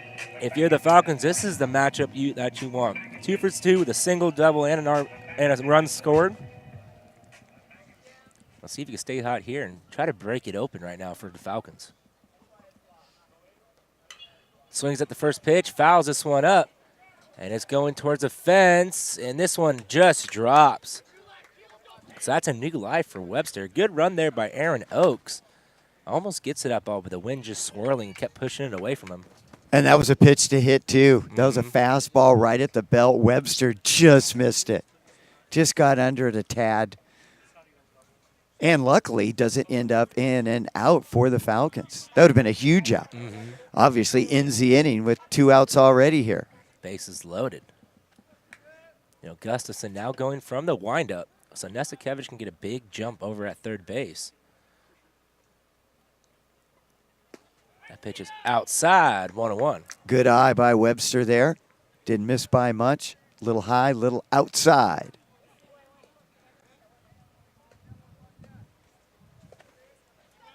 So 1-1. Lays off that pitch. It's going to be called strike at the knees, 1-2. Smarty lays off that. I mean, that's a ground ball written all over. That low strike, very tough to hit. Now Yeah, good pitch by Gustafson there, right at the knees.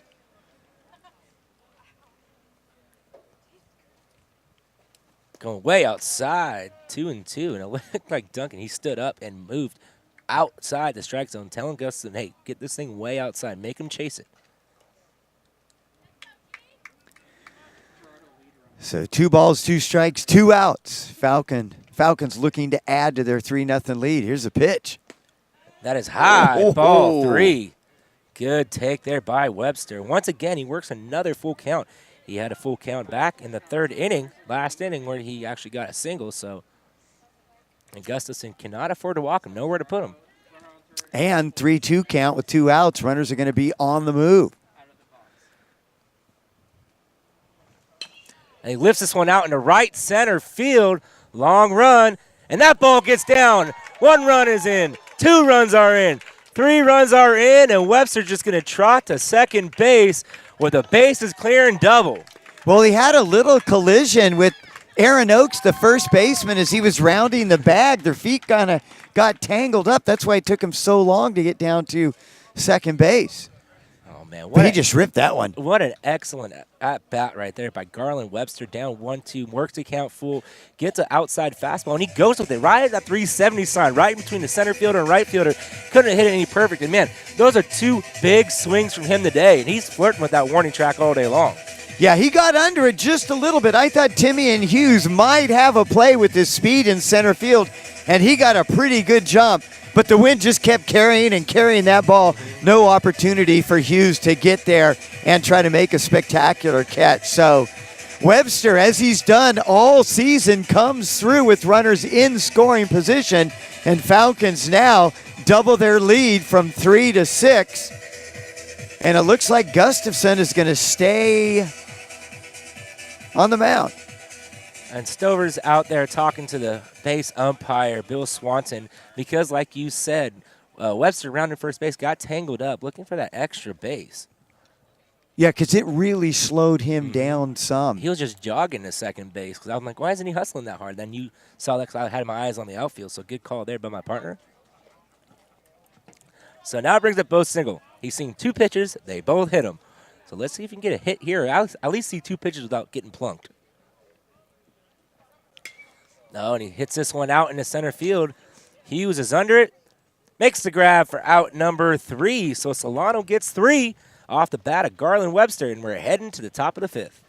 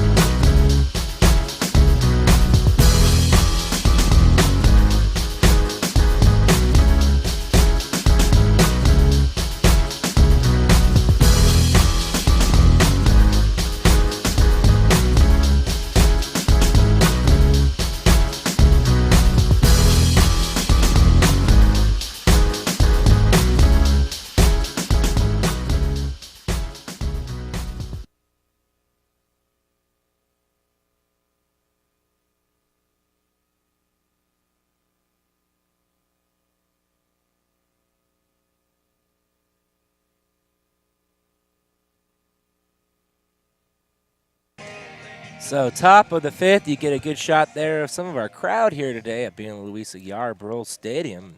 Solano adding on 3 more off of a big 2-out double by Garland Webster, pushes the lead 6-0. And now Dustin LeBeat can really just cruise here and just make sure he gets the outs and needs another quick inning.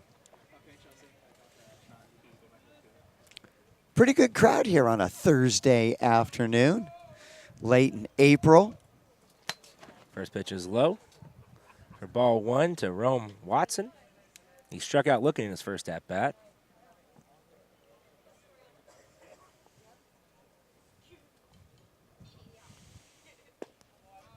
First pitch, called a strike. Count goes to 1-1. So Rome Watson at the plate. His brother London used to play for Contra Costa. Good pitch, just missing in, 2-1. So LeBeat around the 70 pitch mark right now. Don't have an exact number, but I'm guesstimating by all the pitches he's thrown. So he's doing well, working into the 5th inning. And this one's high in the air into center field. Nesikevich battling the sun and the wind. Comes in, makes the grab for out number 1. You watch Solano baseball long enough, you really see how well these kids are coached defensively, especially when you watch the outfield. Nesikevich, excellent example of just getting back in the right place, waiting for the ball to come to you. They really do a good job of reading the ball once it leaves the bat and getting in the right position. First pitch to Parra, swing and a miss, strike 1. Yeah, you're absolutely right. They teach outfielding 101. You don't follow the ball. You get to the spot where the ball is going to be, and you get settled underneath so you can make an easy catch instead of watching the ball and trying to, on the run, when you're trying to catch a ball on the run, your eye level moves. So always get to that spot, and that pitch misses low, 1-1. You're absolutely right. I've seen them out here, too, at practice, and what they'll do sometimes, they'll have the outfielder actually with the back towards who's ever hitting the ball for practice. They have to listen to the sound of the ball and run to the spot where they think it's going. That pitch is high, 2-1.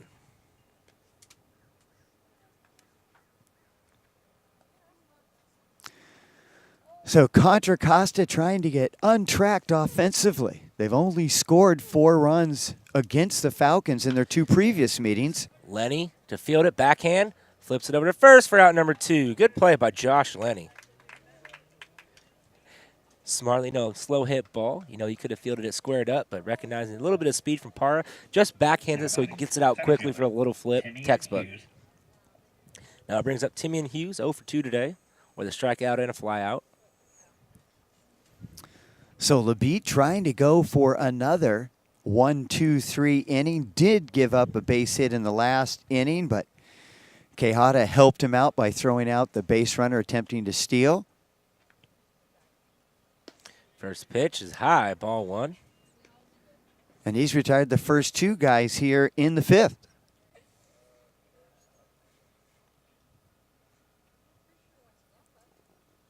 That pitch is high, 2-0. So just leaving those pitches up. Really just needs to finish the pitch. You know, bend the back, come down in the zone, just kind of floating them up there. A 2-0. Oh, and this one's smoked out in the right center field. That ball gets down. Pawlowski fields over. It's going to be a close play at second. Good throw. Oh, almost got him. But he's in safely with the double. What a good throw by Jacob Pawlowski. Wasn't that a good throw? I mean, he almost had him, and it was right there at the bag where Hughes was coming in. Excellent effort by Hughes. Good dig there by Dotson, too. A little short hop. You know, if there's anybody else but Hughes, that person's out. That's the fastest guy on the team right there.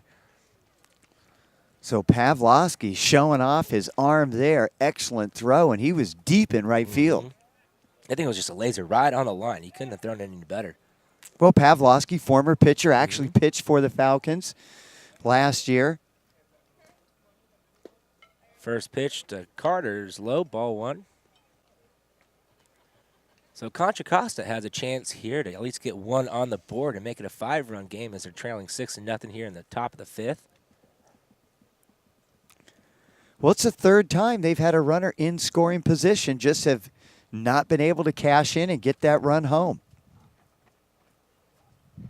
Swings at that one, fouls it back. Count goes to 1-1, and Carter just swung that ball too right there. That was up near his eyes. And a little bit late, just could not lay off. It's always nice as a pitcher getting a little help from the hitters. He kind of saw that the last minute, just kind of tomahawked it, just swung under the ball, fouled it back. So now the 1-1 underway. Good curveball, floats outside, 2-1. And Carter is 1 for 2 today with a single and a fly out to right field. And if you're going to score, this is where the Comets really need to do it in the top half of their lineup. That's where their big guns are. If anything for Carter here, just extend the inning and give Oaks a chance, who ripped that big double back in the 3rd. And he fouls this one off, 2-2. So good swing there by Leander Carter. The left fielder comes in hitting .278 on the season. Already a hit in today's game.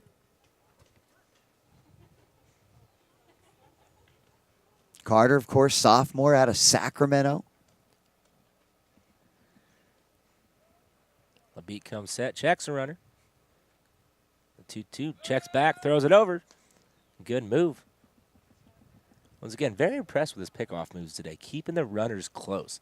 You don't see too often that Solano keeps picking over to other teams, but Contra Costa very aggressive on the base paths.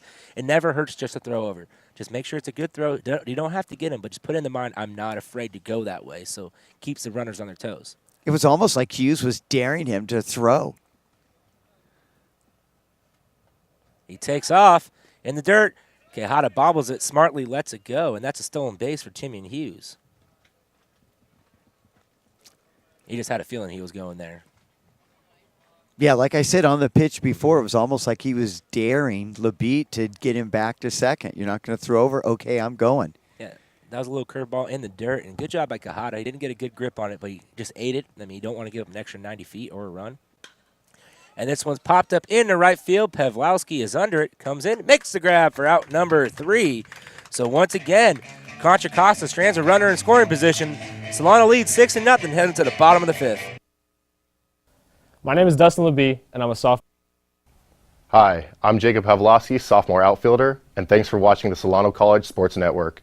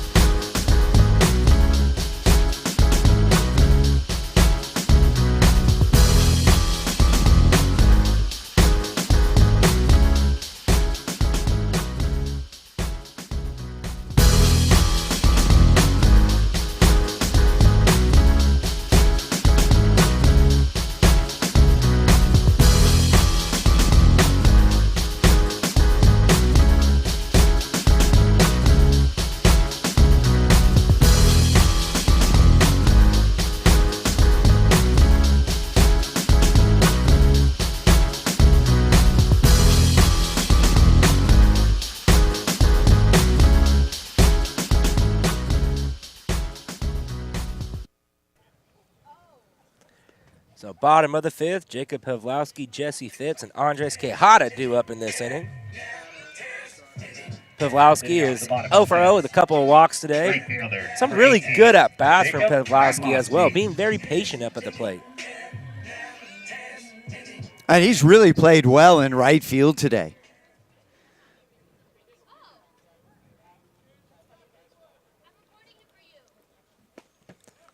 First pitch is called a strike to Pavlowski. The count goes 0-1. A pretty good effort by Gustafson today. Little shaky first inning when he gave up 3, a couple shutdown innings, and then another 3 in the last inning. But after that first inning, it didn't look like he'd go deep in this game. Now working in his 5th inning. Still no action in the bullpen, so he's hanging in there tough. Count 1-1 to Pavlowski. That's in the dirt, 2-1. And Contra Costa comes in 7-game losing streak. Their last win, April 2nd, that was at Los Medanos, won that 6-4. But they've dropped 14 of their last 15 games. Tough year for the Comets. And that's outside, 3-1. So once again, another great at-bat by Jacob Pavlowski, just taking tough pitches and really focusing in for one pitch that he can hit. Fouls this one back, 3-2. Looked like it was going to be a little fastball inside at the knees. Yeah, I'm not sure if he swung at ball 4 there, but close enough where you've got to protect. Yeah, that's the type of pitch he likes, though. Something low he can drive. He has a lot. He's a strong man up there, I can tell you that. So now full count. Swing and a miss. Strike 3 for out number 1. Good fastball outside. Yeah, good pitch by Gustafson. Fastball away. And big rip by Pavlowski, but no chance on that one. Comes up empty. Number 14, Jesse Phipps. Now Jesse Phipps stepping up to the plate. 0 for 1 today. Flew out to the right fielder and has a sacrifice as well. Yeah, had that sac fly back in the first inning. Got a run home. Hitting a respectable 263 coming into today's game. First pitch to him is high, ball 1. One thing I really like about Jesse Phipps, he has a very controlled swing. He doesn't swing much out of the strike zone. And that last out, he actually smoked one out to right field. I mean, if he just hit it right at the right fielder, that's called a strike on the inside corner, 1-1. Yeah, Rome Watson just had to take a couple steps to the right, and it was right in his glove, but he got all ripped of it.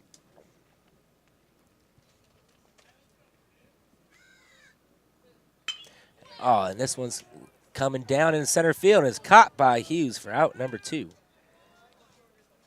Yeah, that pitch looked a little high, and he just tomahawked it. Actually, pretty good power to get it all the way out to center field. And Hughes had to come in a few steps to be able to make that running catch. Yeah, it made a loud noise on it, but it looked like it got in on his hands. If it would have got more to the barrel, that would have been in a gap for sure. So Andres Quijada 0 for 2, looking for his first hit of the ball game. Smokes this one right under the glove of Parra, and Quijada has himself a 2-out single here in the bottom of the 5th. Not an E6? Nah. I agree with your partner. Hard hit. Would have been a tough chance. Now batting, center fielder, number 12, Alex Nesikevich. So Quijada, 9th hit of the season. Let's see if he can get to double digits before the game's over today. With Nesikevich stepping up to plate 1 for 2 today with a single and scored run off that 2-out double by Garland Webster. First pitch, called a strike, 0-1. Good pitch by Gustafson there. We got to get Nesikevich a nickname. Just, it's too long. Nestle's, N. How about Vitch? That's inside, ball 1. Slim. Come on, help me out here. How about Nessie? Nessie will work. Just like the Loch Ness Monster, Nessie. Messy Nessie. So now the 1-1. We have to ask the guys in the dugout. In the club. Yeah, we got to do a nickname contest for Nesikevich. Pick off back to first. He's back safely. In fact, if you're listening to our broadcast right now, go to our Facebook page, Solano College Sports Network, and give us your nickname for Alex Nesikevich. Check back to first. He's back safely. No slide needed. And there you just saw our graphic, all the places you can go to watch our games, Fairfield Cable Channel, Access 28. But go to our Facebook there, Solano College Sports Network, nickname for Alex Nesikevich. Oh, and this one's roped out in the right center field. He was over, makes the grab for out number 3. So Solano strands 1, still leading 6-0, heading to the top of the 6th.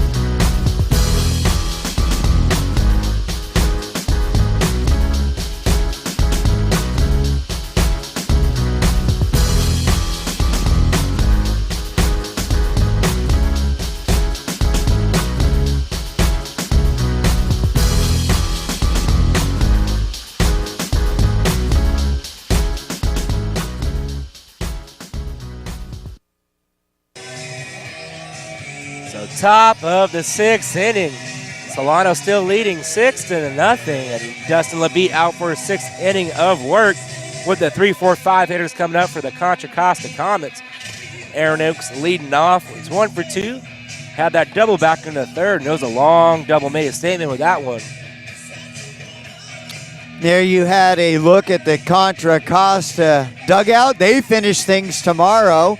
They end with 2 road games, obviously, here at Billy and Louise Yarborough Stadium. Tomorrow they travel to Los Medanos College over in the Pittsburgh, Antioch area. They'll finish the season there against the LMC Mustangs. And, man, LMC Mustangs are playing some good baseball right now. Their last games, their record really doesn't show how good that team is. Gave Solano a run for the money last Friday here, and they actually won at home against Marin, which really helped out the Solano Falcons. That's why they're tied for first place in the BVC. First pitch outside, ball 1 to Oaks. Yeah, Los Medanos got a game against Solano and against Marin. They got a good young squad. They'll definitely be a force to reckon with next year. Oh, and this one's hit right up the middle, and that's a base hit for Oaks, and he continues swinging a hot bat.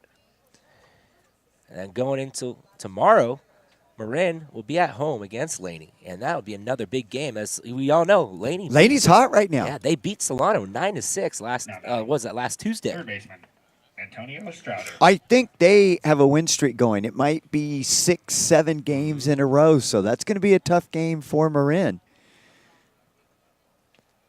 Yeah, and if Laney can somehow win and Solano control their own fate and win that today and tomorrow against Mendocino, they can possibly be all alone on top of the BVC conference. And this one's lifted into right center field. Pavlowski going back, giving chase. Cannot make the grab, falls down at the wall, so this can be extra bases. He picks it up, throws it in quickly. They're going to send Oaks home. And Lenny smartly eats it, and 1 run comes home, and Strotter has himself a triple. Boy, Pavlovsky gave chase, 2 little dive at the end, could not come up with the play. That was hit a ton, and the wind blowing out towards right field, so you got that ball just carrying, and Pavlovsky could not catch up with that one. You know, it was a tough play. He was going to his right, and when he was going, the ball kept tailing away from him, so it was a really tough play. So that's why he reached back, and that's why he fell down on the ground there. But excellent job getting it in quickly. So now it brings up Kevin Spence. 1 run already in, runner on third, nobody out here in the top of the 6th inning. Almost looked like he was a receiver trying to make an over-the-shoulder catch. Couldn't come up with a grab. Great effort, though. Spence 1 for 2 today. First pitch inside, ball 1. He has a single and a strikeout. You know, nothing hurts. Subtle 5-run lead. The beat just has to keep doing what he's been successful at all day long. Just keep going right at him. That ball is low, 2-0. And really, once you get to Spence, now you hit the back half of the lineup. And we've mentioned this before, not nearly as strong as the top half. Oh, this one's hit right at Lenny. Bobbles, keeps bobbling, throws to the first, and still gets him at first base. So good job by Lenny staying with it for out number 1. Yeah, he bobbled that ball 3 times, still able to stay with it and make the throw, and beats Kevin Spence, who was hustling down the first baseline. Yes, Contra Costa does get a run, so that now they have 2 on the board, so 6-2 Solano with Davey Duncan at the plate, 1 for 2 with a strikeout looking, a stolen base, and a single. So RBI for Kevin Spence, a designated hitter. First pitch, just a bit low, 1-0.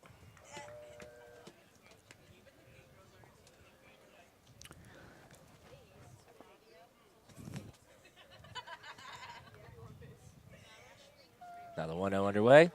That pitch is called a strike on the outside corner, 1-1. Good pitch there by LaBeat. You know, Coach Stover would love to get 7 or 8, possibly 8 out of LaBeat, as this is his last regular season start until the playoffs, and I believe they'll start next Saturday? Friday. Good curveball called strike 2, and Davey Duncan just frozen at the plate.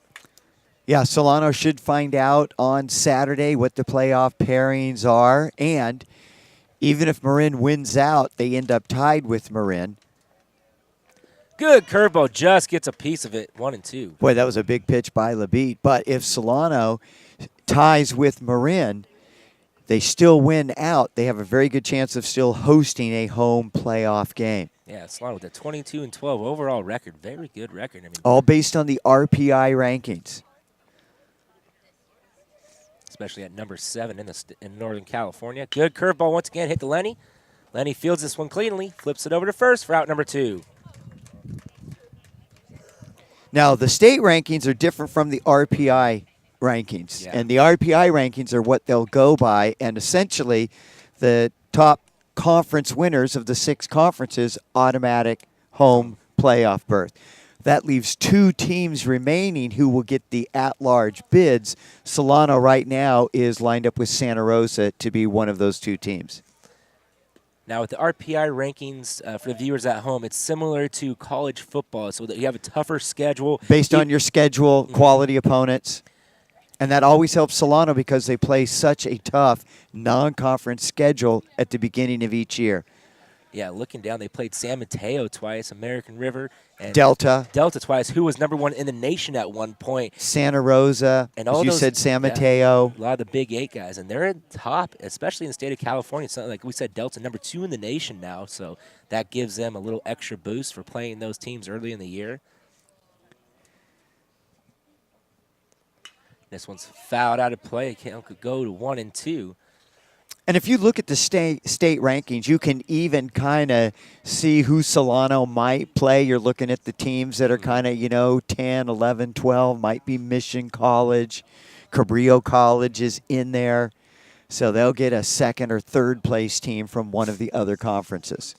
But still some work to do. They got to finish this game with a victory, and tough trip tomorrow to Mendocino. High-hanging curveball, and that's a base hit for Jesse Garcia, his second hit on the season. Yeah, LaBeat just left that up in the zone and Good job by Garcia. Knew exactly what to do with that mistake. Yeah.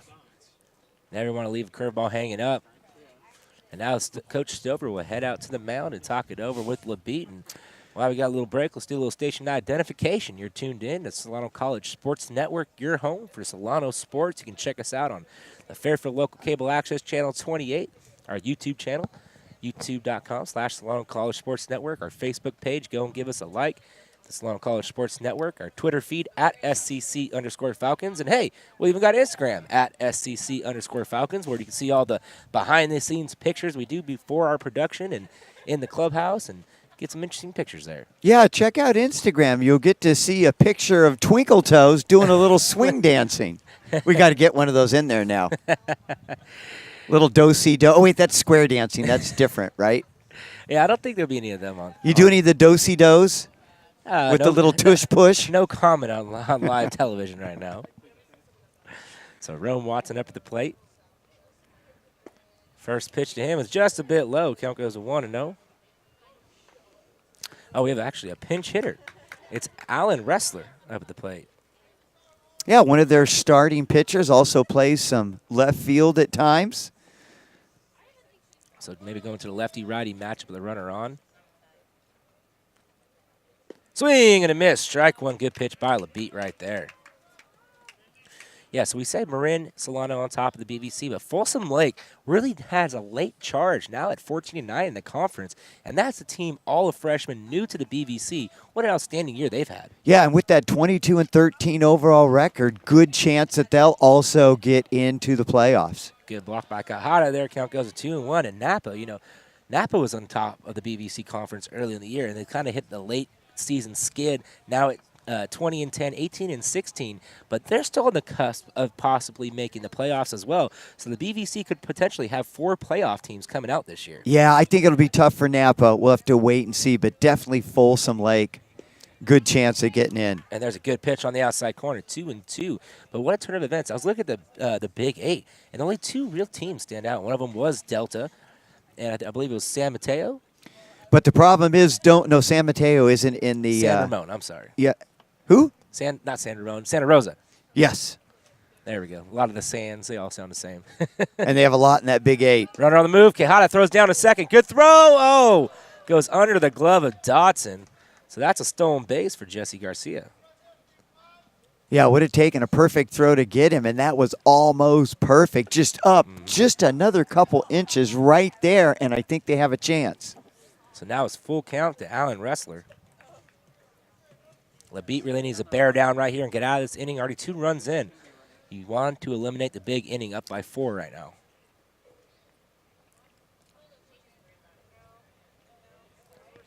Yeah, we don't want a rewind of last Friday's game. Falcons were up 6-2 in that one. Strike 3 called at the knees, and that's out number 3. So Contra Costa gets 2, makes it a 6-2 ball game heading in the bottom of the 6th. My name is Alvaro Bacaba. I'm a sophomore infielder, and thanks for watching the Solano College Sports Network.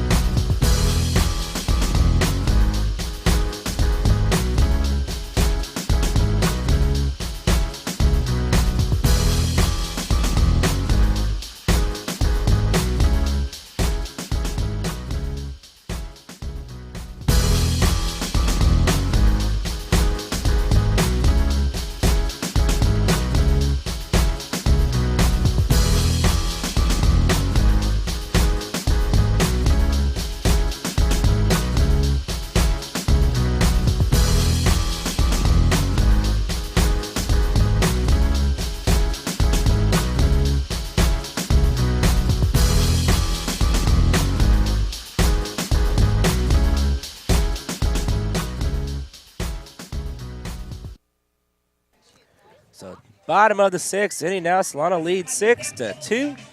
And brings up the leadoff hitter, Alvaro Rubalcaba, who's 1 for 2 today with a triple, a walk, 2 scored runs. So this is the guy you want to start here. Gustafson working now into the 6th inning, and Solano would like to add on a couple more insurance runs. Only up 4 now, and Gustafson really been strong as of late. Couple blemishes in the 1st and 4th, but so far, pretty good outing for the young man. Yeah, especially with the Falcons starting with the top of the order here. Strike is called 0-1. Definitely an opportunity to get some more runs on the board.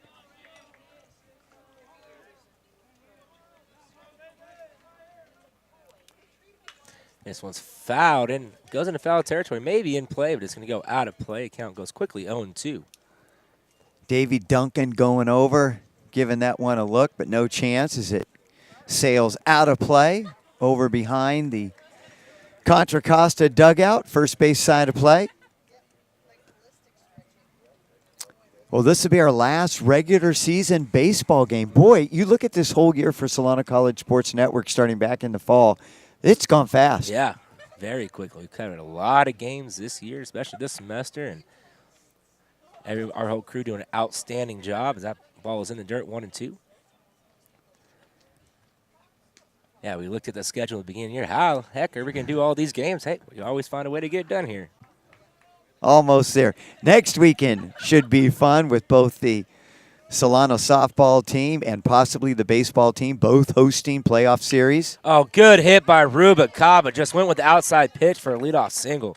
Yeah, you're absolutely right, Stosh. He just went with the pitch a little bit away, just got his bat out. Nice hole between the first baseman and Garcia, the second baseman, and just ripped it into right field. Outstanding piece of hitting. So Rubicaba, 2 hits today. He's already scored a run, and now we get a chance to see Joey Dodson again. Yeah, Rubicaba scored 2 runs, so that could play a factor here with the speed of him as well. With that 23 stolen bases, looking for number 24. He does hold a single-season record for the Solano Falcons. You know he'd like to boost it up with Joey Dodson right on his heels. Absolutely. I just didn't color in my runs back in the 4th inning, and I like coloring. Make sure you color in the lines there. I'm trying to stay in. I'm usually pretty good at that. I know you got your glasses on so you can see the lines. Yeah, that was all the result of that big bases clearing double by Garland Webster. So Dodson's going to try to drop one down here to lead the team leader in sacrifice hits. And, Rubicaba is just going to go into second standing up. But that is a wild pitch, I believe. Good job by Rubicaba, too. He was kind of waiting to go, and that ball bounced so far in front of Duncan. He knew no way for Duncan to catch up to that before he could get to second base. Yeah, I got an outstanding jump. Absolutely correct. And with Joey Dodson now with 1-0, nobody out. He has a chance to put him over at third base. A good bunt here from Dodson. If this thing stays fair, he is going to be safe. And that is an infield bunt single for Joey Dodson, showing off the wheels. And Dodson has just gotten better and better with the bunting as the season has progressed. That was an outstanding bunt. No chance for the third baseman, Strotter, to come in and make a play. And no chance for Gustafson to get all the way over to the line, pick it up, and make the strong throw. I mean, that ball right on the fair side on the grass just walked that tightrope. And if it would have rolled off, it probably would have caught that lip and rolled foul. But absolutely perfect bunt for Joey Dodson. Yeah, I don't know if you could take the ball with your hand and just roll it up the third baseline as perfectly as that bunt was placed by Joey D. Yeah, each and every game getting better on his bunting. I mean, I wish we had a stat for how many bunt singles he's had this year. So now it brings up Josh Lenny. That ball is in the dirt, and Dodson's going to take off. They throw down to second base, and he is safe at second. Stolen base? Yeah. All right, so that's 23 on the year for Joey Dodson. And it looked like Parra kind of just gave up on it because he was expecting the runner from third, Rubicaba, to come home. Might have had a chance to get Dodson. So 2 RBIs out there for Josh Lenny. Like we said, the RBI leader of the team. And he hits this one right back up the middle. And they're going to send Dodson home. Oh, they're going to hold Dodson up at third. Rubicaba comes in to score, so that's another RBI for Josh Lenny. Well, partner, you said it. This inning, great opportunity with Rubicaba getting things started to get some more runs on the board. Falcons must have heard you. They're doing exactly that here in the bottom of the 6th. Now extend their lead to 7-2 over the Comets. And look who's up. Webster. Yeah, it brings up the hottest hitter on the Solano Falcon team, Garland Webster. He has 3 RBIs on the day, 3 for 3, couple of doubles, long doubles, I will say that, and a single to his name and a scored run. First pitch to him was outside, ball 1, and Gustafson's just trying to figure out how to get this young man out. And, you know, Webster got off to that great start this season. Cooled off a little bit about halfway through conference play, but, boy, he's really picked it up the last 2 weeks. Fouls this one straight back, 1-1. Yeah, he likes to call himself Prime Time, and that's his name around the clubhouse. And he's showing himself that he is in prime time. Yeah, he's been that, especially as a freshman for the Falcons. I was kind of kidding him at the start of the season. You're going to go with that moniker. You have to earn it, kid. I think he's done just that. That ball's low, 2-1. He's worked a couple of full counts today in 2 of his at-bats. I mean, falling behind, but he has an excellent eye at the plate. He knows what he wants. Every time he steps into the batter's box, he knows what he wants to do. He has a plan, and that's what you want to see. You have an approach. And that's exactly what what makes him so successful this year. The pitch is high, 3-1. With nobody out, and Bo Siegel coming up next. Runners on the corners. So let's see if Gustafson tries to come back here with a fastball or decides to maybe pitch around him. And Webster just seems to see the ball so well. That's high, ball 4. So if you can't get him out, just walk him. And now head coach Marvin Webb is going to take that long walk. With nobody out, bases loaded, bringing up Bo Siegel. First baseman, number 36, Bo Siegel. And it looked like Webb was going to make the change. I thought he motioned to the umpire that he was bringing a pitcher in, but nobody's in the bullpen. So either he's going to bring in a position player or he's sticking with Gustafson. I believe he'll stick with Gustafson. I do too. You really don't want to throw anybody out there, you know, without warming up. But you know what? I think this would be a perfect time for our trivia question of the game. I'm ready, baby. On this day in baseball, which Hall of Fame baseball player hit his first Major League home run? And he is in the top 10 of all-time home run leaders. So it's going to be 1 out of 3, right? It's either going to be Barry, it's going to be the Babe. I'm going to go with Hank Aaron. And you know what? You're absolutely right, partner. You know your baseball. So this date in baseball, April 23rd, Hank Aaron hit his very first home run, first one of 755 of that great career by Hank Aaron. Henry Aaron. And that was back with the Milwaukee Braves before they made the move to Atlanta. So Bo Siegel at the plate now, trying to back pick. Webster gets back quickly. So maybe that's what that talk was about. We already seen one little back pick trick play that Contra Costa ran. And like you said, with all the experience Marvin Webb has around the game of baseball, those little trick plays always come into play. So now 1-0 to Siegel. 0 for 1 today. Another back pick. So the Comets trying any way possible to try to get at least one out here. And Lenny not fooled at all. He just kind of calmly dives back to the bag, kind of looks at the second, really?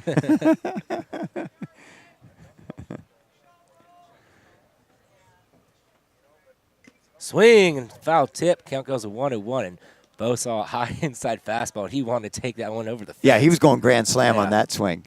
That was a grand slam swing. Just missed, just a little under. 1 run already in this inning. 7-2 Solano looking to add on some more insurance runs. That pitch outside, 2-1. What a gutsy outing, though, by Gustafson. You know, he's been banged up a bit, but he comes out and he's still fighting, clawing, and trying to get outs for his team. Oh, and this one's popped up in shallow left field. Let's see if they send him home. And he bluffs home. So that is out number 1. So Stover elects to not send Dodson home. I think I might send him there. A good throw gets him, but I've got to get a good throw from the center fielder there. I don't know if that's going to happen. I mean, it was in.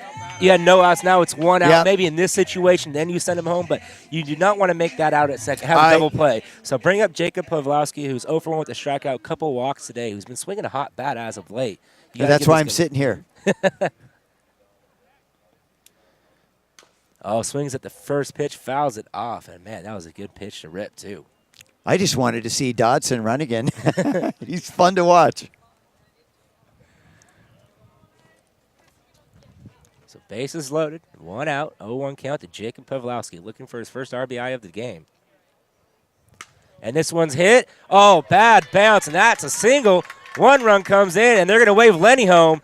And Lenny's in there safely. That's a 2 RBI single for Jacob Pawlowski. Yeah, big time hit there, and you were right. That just took a wicked hot bounce right over Parra, the shortstop. No chance for him to go Garcia Parra on that one. Yeah, Parra, he was in the right position to make the play, but it hit that lip, and it just went over him. He was already diving down. Nothing you can do about that, but that's a base hit. Just some days a ball doesn't bounce in your favor. Now it brings up Jesse Phipps, who's hit a couple really hard balls today. Still looking for his first hit. And the dirt ball 1. Yeah, interesting still. Nothing going on in the Comets bullpen. So really sticking with Gusterson here.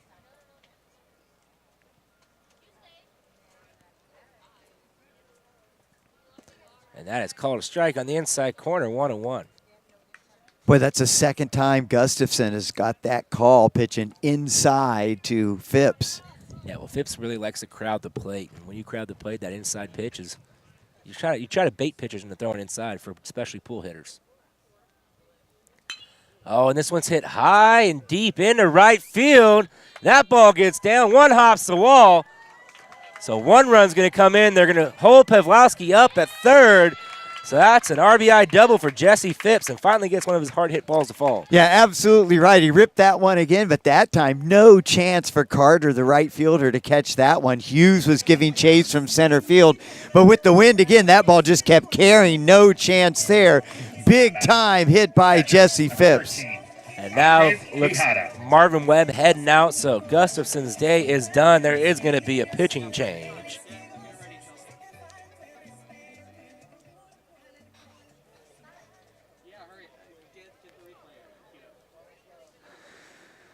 So RBI for Jesse Phipps. He'll take that.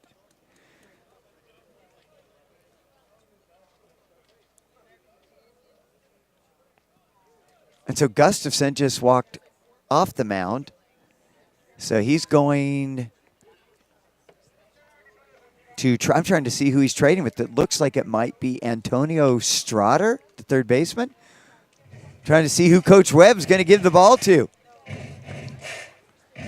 So final stat line for David Gustafson is 5 1/3 innings pitched, 7 walks, 2 strikeouts, 12 hits, 10 runs, 10 earned runs, but he's still on the hook for 2 more runners out there, so it could possibly be 12.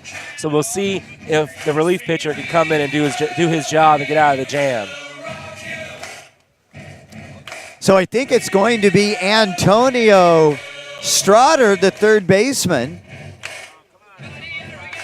That's got to be tough. Yeah. Going from just playing a position to going right in on the mound. And Strader comes in with an 8.40 ERA, 0-3 on the year, 9 appearances, in 15 innings pitched. He's given up 26 hits, 23 runs, 14 earned runs with 14 strikeouts. Yeah, looks like control for him is the issue with more walks than strikeouts. Tall, lanky kid. Strader, just a freshman out of Antioch High School. 6'4", 174 pounds, so tall, lanky kid. First warm-up pitch goes all the way to the backstop. We'll see how this works out for the Comets. So Gustafson's going to third base? Is that what we've concluded here? Yeah, so Gustafson, you can tell because he's got those high powder blue socks, the only guy for Contra Costa sporting those. So Gustafson, he's just trading with Strader. Gustafson goes to third, Strader on the mound. And I actually just got an update on my phone, and the Giants sweep the Dodgers for the first time since 2013. Like, is that supposed to bother me? It's freaking April, right? We all know Dodgers swept them at the end of the year last year. Didn't do them any good, right? See, if it was on the other side, I think you'd be saying the Dodgers swept the Giants. I had to throw that little dig in there, talking about my twinkle toes all day today. I thought maybe you were going to give me a score from a game that actually mattered, like the Marin-Mendocino game. You get that game up on your phone, I'll be impressed.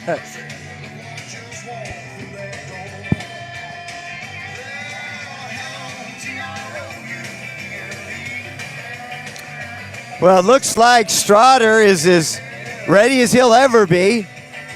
Davy Duncan out on the hill has a couple words of encouragement.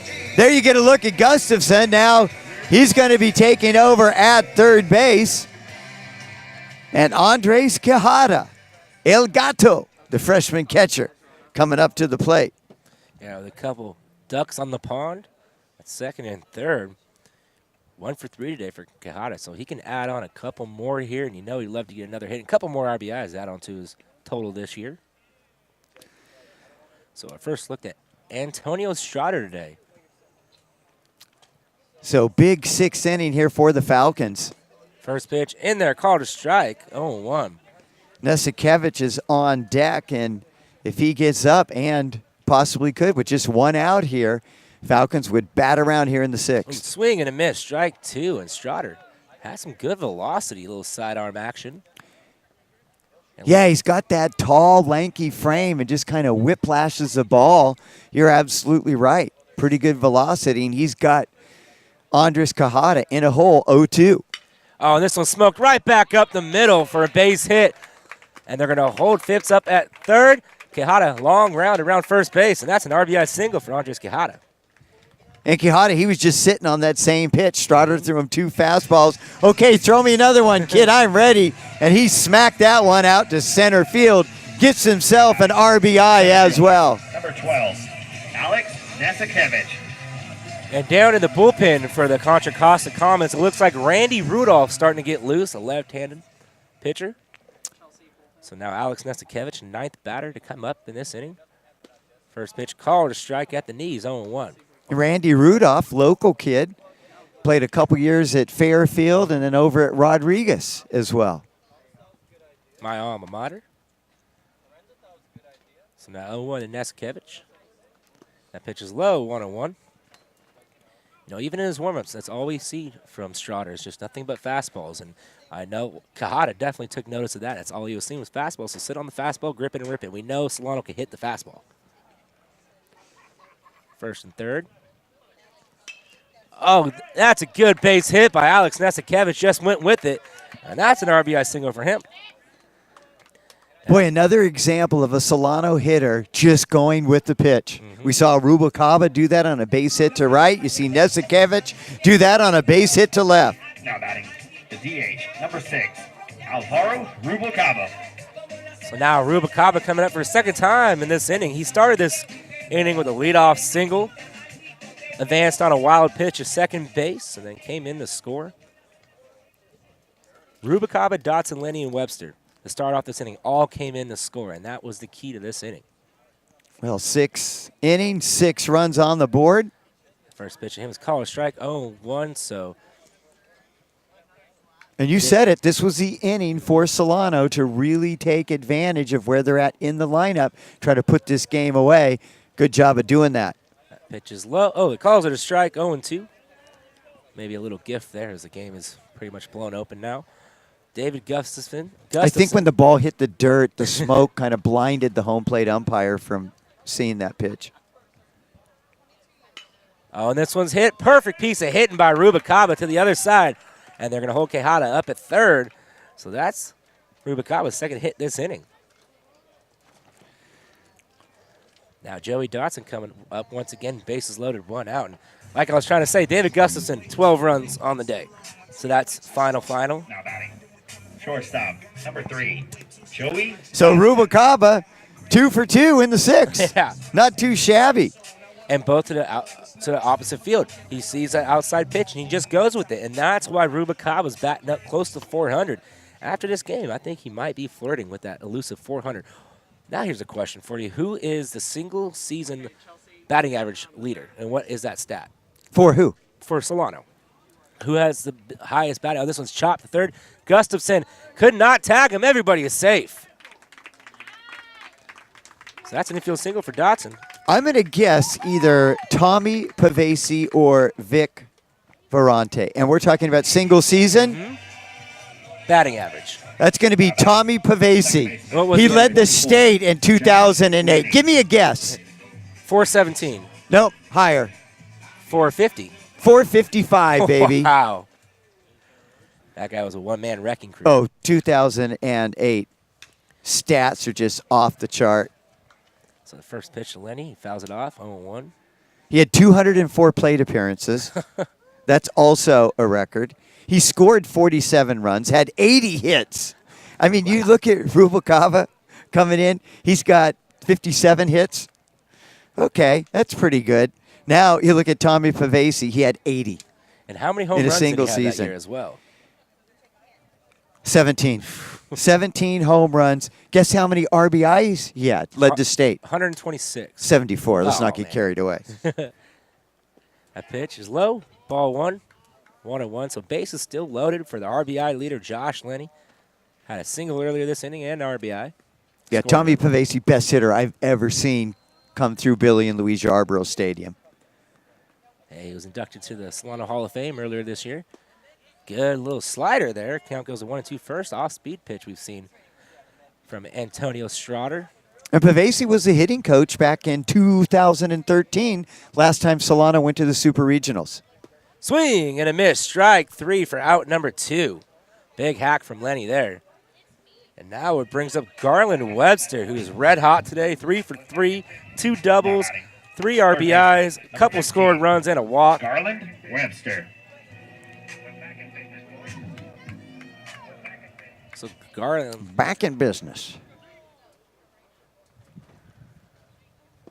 first pitch is low, ball 1.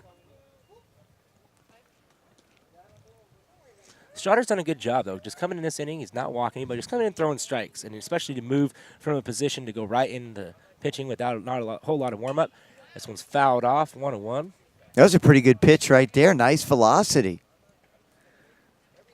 Yeah, especially Gustafson, throws over the top, and now you bring in a sidewinder that has a little more velocity. First couple hitters you saw a little behind. You got to pick up that release point. That is low, 2-1. Good job by Duncan keeping that ball in front of him.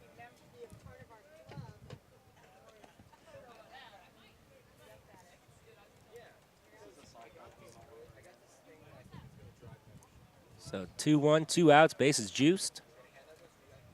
That has ball 3. So Garland Webster in his 5th at-bat, 4 of them have had 3 balls. So he's really has a great eye today. Now the 3-1. And that's way out of zone, ball 4, and that is another RBI for Garland Webster. So 2 walks in this inning for Webster. Nesikevich now comes home, and my scorebook is an absolute Now mess. batting. First baseman. They just don't make them for teams when they bat around in an inning. What'd Dodson do? How'd he get on? Dodson had a single. He hit single to the opposite, to the left side of the infield. Went through. So Bo Siegel up at the plate now. First pitch to Bo is called a strike. Was hit by the pitch twice and then flew out twice. So 0 for 2. And flew out to center field Mm-hmm. both times. Doing everything in pairs today. That ball low, 1-1.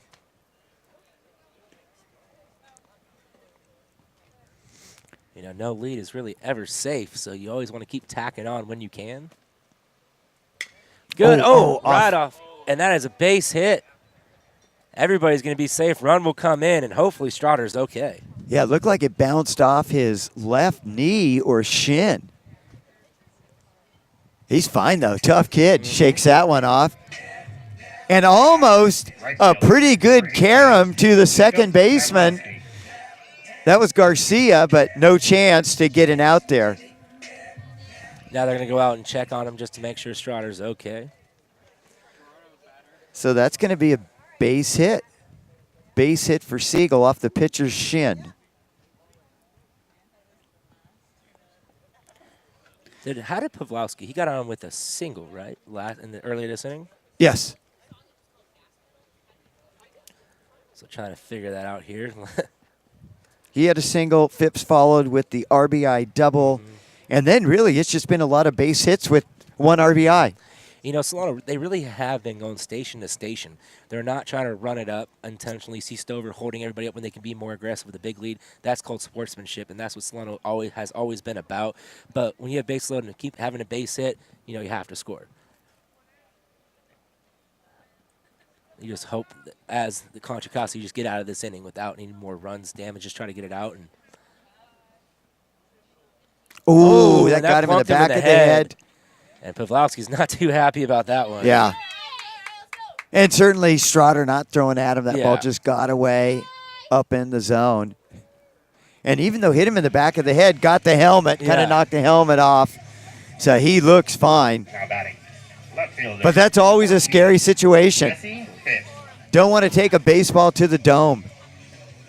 So there you get a good look at Pawlowski. He seems like he's fine. Shakes it off, and now bases loaded for Mr. Phipps. And this one's chopped up the middle, and he throws it over to first, and he is out at first for out number 3. So long hitting for Solano. They're up 16-2, heading to the top of the 7th.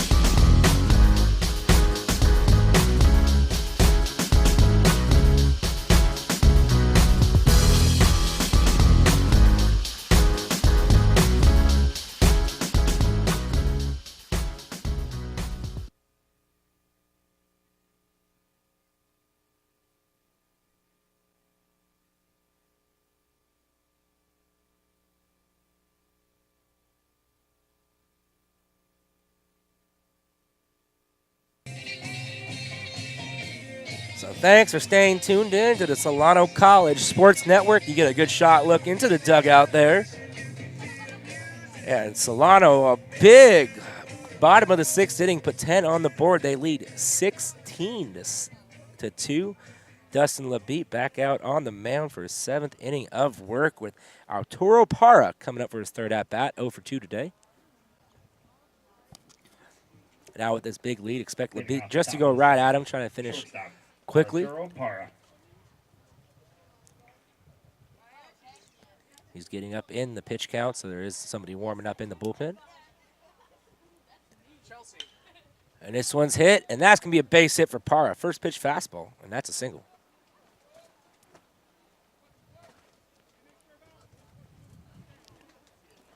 And now it's going to bring up Timian Hughes, who's 2 for 3 today with a stolen base and a double.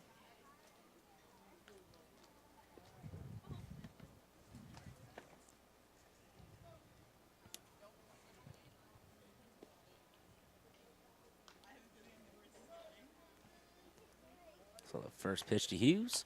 This one's chopped. It's going to go foul. So 0-1.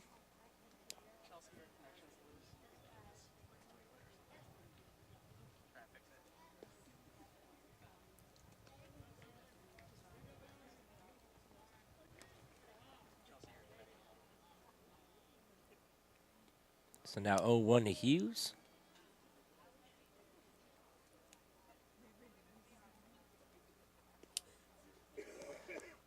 Pitch outside, 1-1.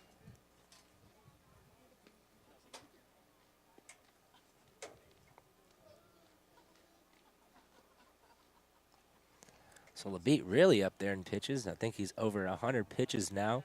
Really getting his work in today. He's doing an outstanding job, only allowing 2 runs on the day. And they came back in the 6th inning. Right when you think Contra Costa had a little momentum coming in, Solano slammed it home with putting a 10 spot up in the bottom of the 6th, and you really go into trying to win every inning. And I think Solano put an exclamation point on that one. And this one's hit into left center field. Going over is Nesikevich. Makes the catch on the run for out number 1.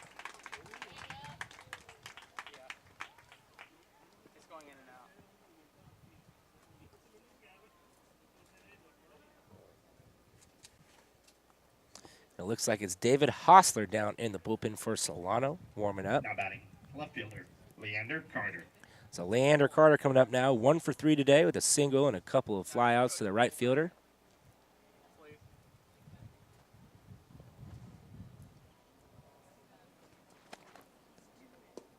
First pitch is low, ball 1.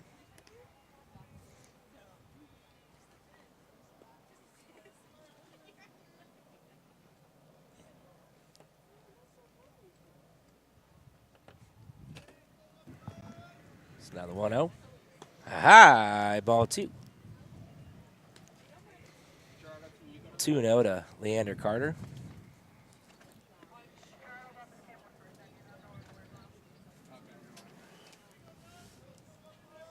And let's see if LeBeat can finish strong here.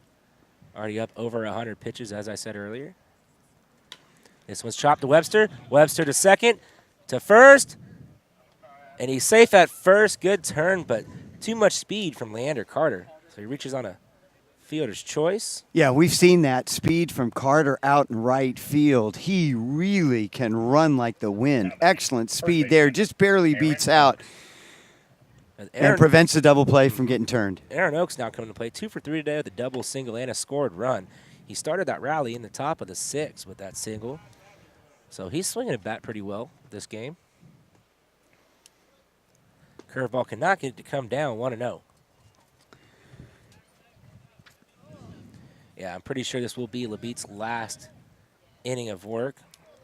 He would like to finish it with a long walk to the dugout and probably get a good standing ovation from the crowd here. Yeah, exactly what Coach Stover needed. A nice quality start from LeBeat, gets through 7. Almost there.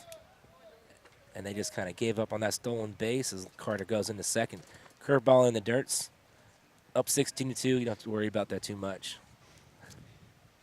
And Nathan Janest will get the start tomorrow, a little bit under the weather. He and Ian Acosta. And Falcons will really need him ready to go tomorrow out on the hill. That'll be a tough game going all the way up to Mendocino. Ooh, and that hit him on the shoulder, and that's a dead ball. I don't know if it hit the shoulder, then the bat. Yeah. Yeah, he swung. That's exactly what Coach Stover is talking to the home plate umpire, Mark Miklas, about. Yeah, if you swing, you have to get out of the way. You can't intentionally be hit by the ball. So when he swung, he kind of leaned into it.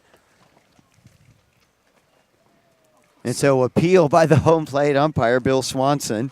Well, that's says nothing doing. Mark Miklas behind the plate, Bill Swanson out in the field. That's what I'm saying. Yeah. He referred to Bill Swanson out on the field, and Gotcha, Swanson partner. said safe.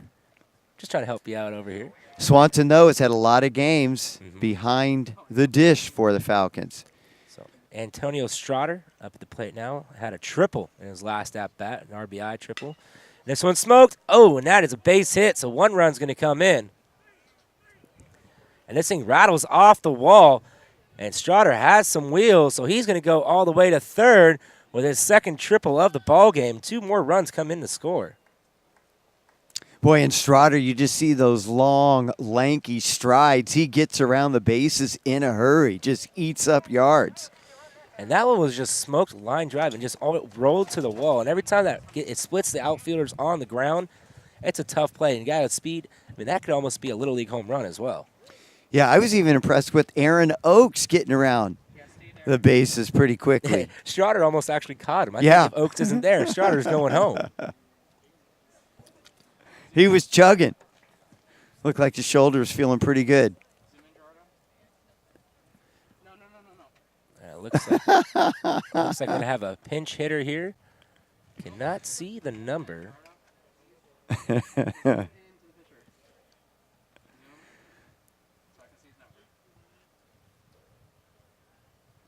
And this is number 8, Randy Rudolph. And there you see David Hostler warming up for the Falcons. And so now Randy Rudolph, the local kid.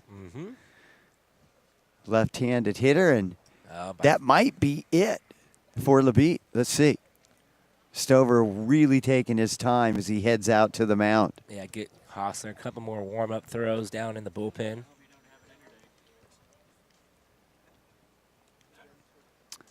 So maybe just going out there to chat and just saying, hey, can you get this guy? You know, I mean, he's way above 100 pitches. You know, I think that 100-pitch mark is really where you make and break. I believe he had 102, according to my book, not counting foul balls and things like that, coming into the 7th inning, but trying to get that good quality start 7 innings. He got 2 outs and then gave up the triple there, 2 runs in. And, you know, LaBette, he wants the ball. He's not feeling any pain right now. He wants to get in. He goes, hey, I can rest all next week. Let me go out and get this guy right here. Maybe just talking over the game plan of how they're going to pitch around him. Yeah, and while we have a break in the action, too, we can really focus on next weekend, where things should be pretty busy here at Billy and Louise Yarborough Stadium and for the Solano College Sports Network. Yeah, that's going to be it for LaBette. And it looks like David Hostler trotting in, so he'll take his warm-up pitches. And while he does that, a chance for us to get you squared away as far as what the playoffs may look like for the Solano Falcons. Dustin LaBette coming out, getting a nice round of applause by the loyal fans here on the Falcons side of play at Billy and Louise Yarborough Stadium.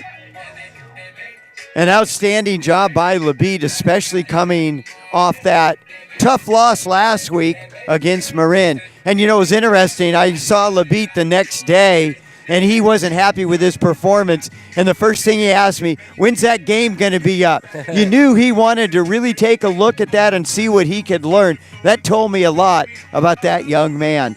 But back to the playoff situation, if the Falcons win this game, and looks like they will, 16-4 here in the 7th, and if they win tomorrow when they go up to Mendocino, if Marin wins out, they will tie for the Bay Valley Conference. Because Marin has the tiebreaker, Marin gets the guaranteed home playoff game. But the Falcons shouldn't drop in the RPI, so they'll probably be one of the 2 teams that don't win their conference that still get a home playoff game. If they do, the playoffs will be a week from tomorrow, the following Friday. I think that's the 2nd of May. They'll have 1 game on Friday and then 2, if necessary, on Saturday. It'll be a best-of-3 series. The girls softball team, on the other hand, they will host. They've already locked up the Bay Valley Conference. Their season is over. They win the Bay Valley Conference 20-0. They will host a home playoff series as well, best of 3. That series will start on Saturday, 2 on Saturday, 1 on Sunday. We're going to try to get you all of those games from Friday through Sunday, both baseball and softball. How about a little shout-out to the softball team winning their 10th consecutive Bay Valley Conference championship under head coach Terry Pearson Bloom. She has done an outstanding job the past 10 years, and the 2nd year in a row undefeated in conference play. Outstanding with the softball. I mean, they really can mash the ball, too. It's been a fun season watching them. And I'm excited for the postseason as well. Number 2, David So Hostler. final stat line for Dustin LaBette. He went 6 2/3, gave up 2 walks, 6 strikeouts, 11 hits, 4 runs, 4 earned runs. He's still on the hook for the runner on 3rd. But knowing David Hostler, he's going to come in and shut the door right here. First pitch called, a strike, 0-1.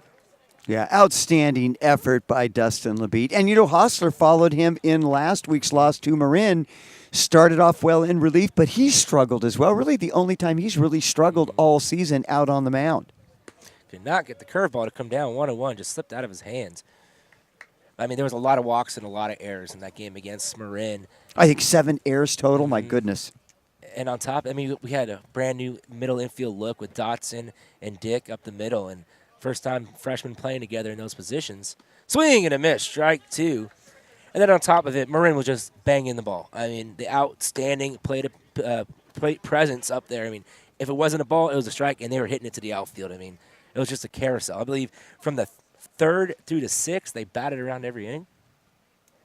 And the thing I liked about the Falcons in that game, they never quit. They kept battling all the way through, kept scoring runs. They just couldn't hold Marin. Yeah, I mean, the final score was 18-6 or 16-8. And Solano they got it within three different times. They just couldn't get over that hump. They couldn't get the pitching to really step up. But since then, the pitching really been outstanding. Good curveball, strike 3 call, got him looking. So Contra Costa gets 2 more. Solano leads 16-4, and we're stretching here at Ben Luis Yarborough Stadium. Hi, my name is David Hostler, freshman pitcher. Thanks for watching the Solano College Sports Network.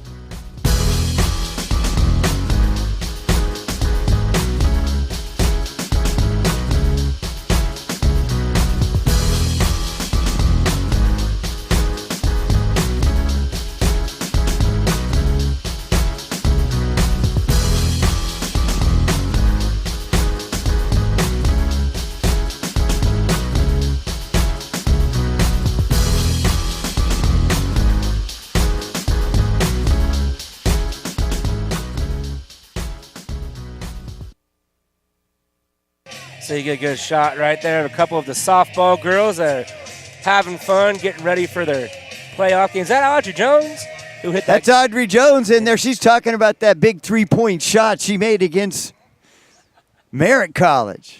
Yeah. Still looking like that might be our top play of the year. Very strong contender. We have a new pitcher in for the Contra Costa Comets. It's Alex Melendez. And Melendez, he's the guy that plays all over, catcher and pitcher for Contra Costa. You know, this is the first game that he's actually pitching because we have no stats for him as a pitcher. Yeah, I was kind of surprised to see that as well. I know he has stats as a catcher, and most of the time he is the starting catcher. You know, Duncan getting the start today, but most of the time, number 23, Melendez, will be behind the dish. You know, he is a freshman out of Pinole High School. And, you know, looking to next year, you're down 16-4. Maybe throw him out there. See what type of stuff he has. Maybe Absolutely. You can use him as a relief appearance next year. Kind of move him if you have a couple catchers that you're recruiting coming in. This is the time to work on things. I mean, you're 4-18 in conference. Work on the little things you can carry to next year. So Andres Quijada leading off. Quijada is 2 for 4. RBI scored run. First pitch is outside, ball 1. Good to see Quijada starting to swing the bat now, getting a spot start here today. Yeah, just get more playing time. High, ball 2.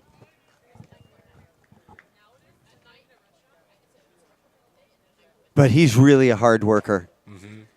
You see him out here all the time before and after practice. Swings at this one, fouls it into the visitor dugout, 2-1.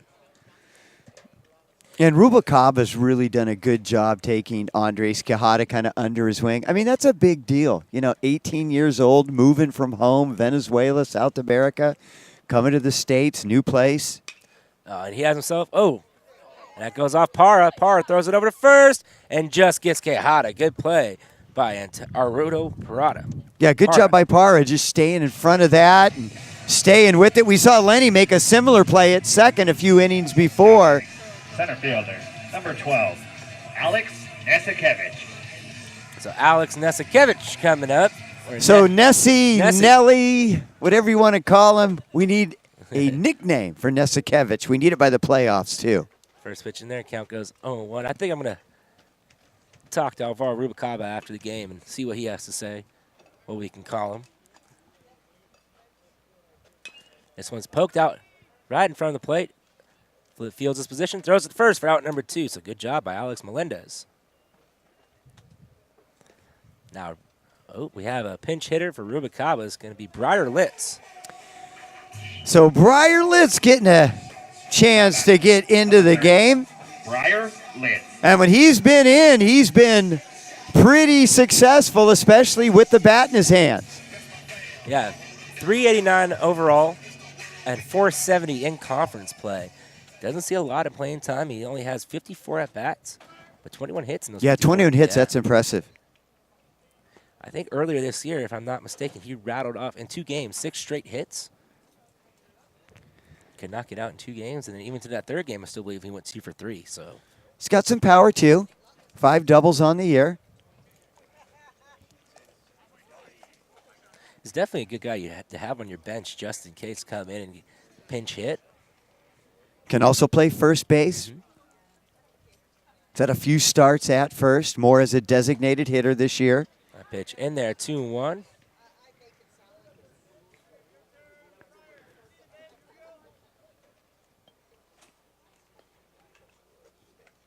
Swing and a minute, strike 2. Swinging for the fences there. Big time swing there. And really, when you talk about the talented freshman for the Falcons, Briar Litz is another one. Just a freshman, and he's definitely contributed this year. That pitch is low, 3-2.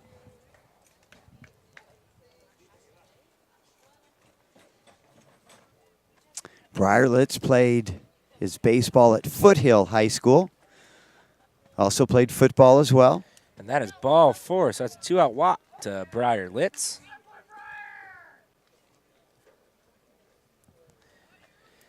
Now brings up Joey Dotson once again. Wonder what he's going to do. Let's see, he's 4 for 4 today. 2 singles, 3 singles, a double, 3 scored runs, 2 RBIs, a stolen base, and a sacrifice bunt as well. I'm probably going to see that sac bunt right here. And remember that last one? It was a beauty right down the third base line. Well, there's 2 outs, so I think he's going to swing. Oh, away. that's right. I guess I better pay attention to the outs, right? Yeah, and especially at 16-4, they're going station to station. They're not going to try to play a lot of small ball. They're just going to let it hit. And Dodson's happy. He gets to swing away. Yeah. He's swinging a good bat right now, too.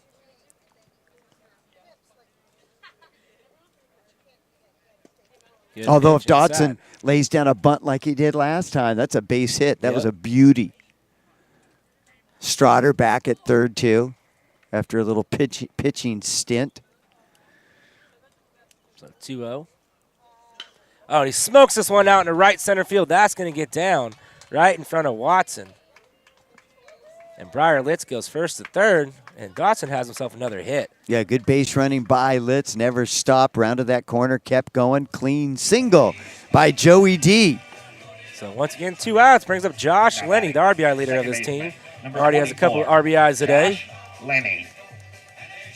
He's actually 1 for 3. A sacrifice fly, and a walk, a strikeout, ground out, and a single. Now, for Josh Lenny, we don't need a nickname, but we need a new walk-up song. I am so tired of Smokey and the Bandit. Hey, Eastbound and Down, one of the maybe back in the songs. 70s. I love it. It's probably my favorite walk-up song of the Solano. Well, that doesn't say much. Like everyone goes, oh, okay, Stosh likes it. Must be good. He gets my stamp of approval. Listen, Twinkle Toes, we're just trying to get you out of the swing dancing, all right? You can't really swing dance to Eastbound and Down, though. But you can drive like a bandit, and that one, it drops. You know what? If your song works, let it be. I was just he can play whatever he wants if he keeps hitting like that. Smoked it to left field. Just like Smokey and the Bandit. Maybe that's why he has Smokey the Bandit to smoke. I like how you connect the dots. That's good. You probably liked those dot-to-dot books when you were a kid, right? No, I couldn't draw a straight line, so it didn't really work. So now it brings up Garland Webster. 3 for 3 with a couple of walks, a couple of long doubles. And he hits another single. And they're going to wave him home. Dotson showing off the speed. Oh, nice play by Strotter. And they said he made the tag. The run will score. Oh, the run does not score. So a little wild one ended there. 17-4, heading to the top of the 8th. Hello, my name is Briar Litz. I'm a freshman first baseman. Thanks for watching the Solano College Sports Network.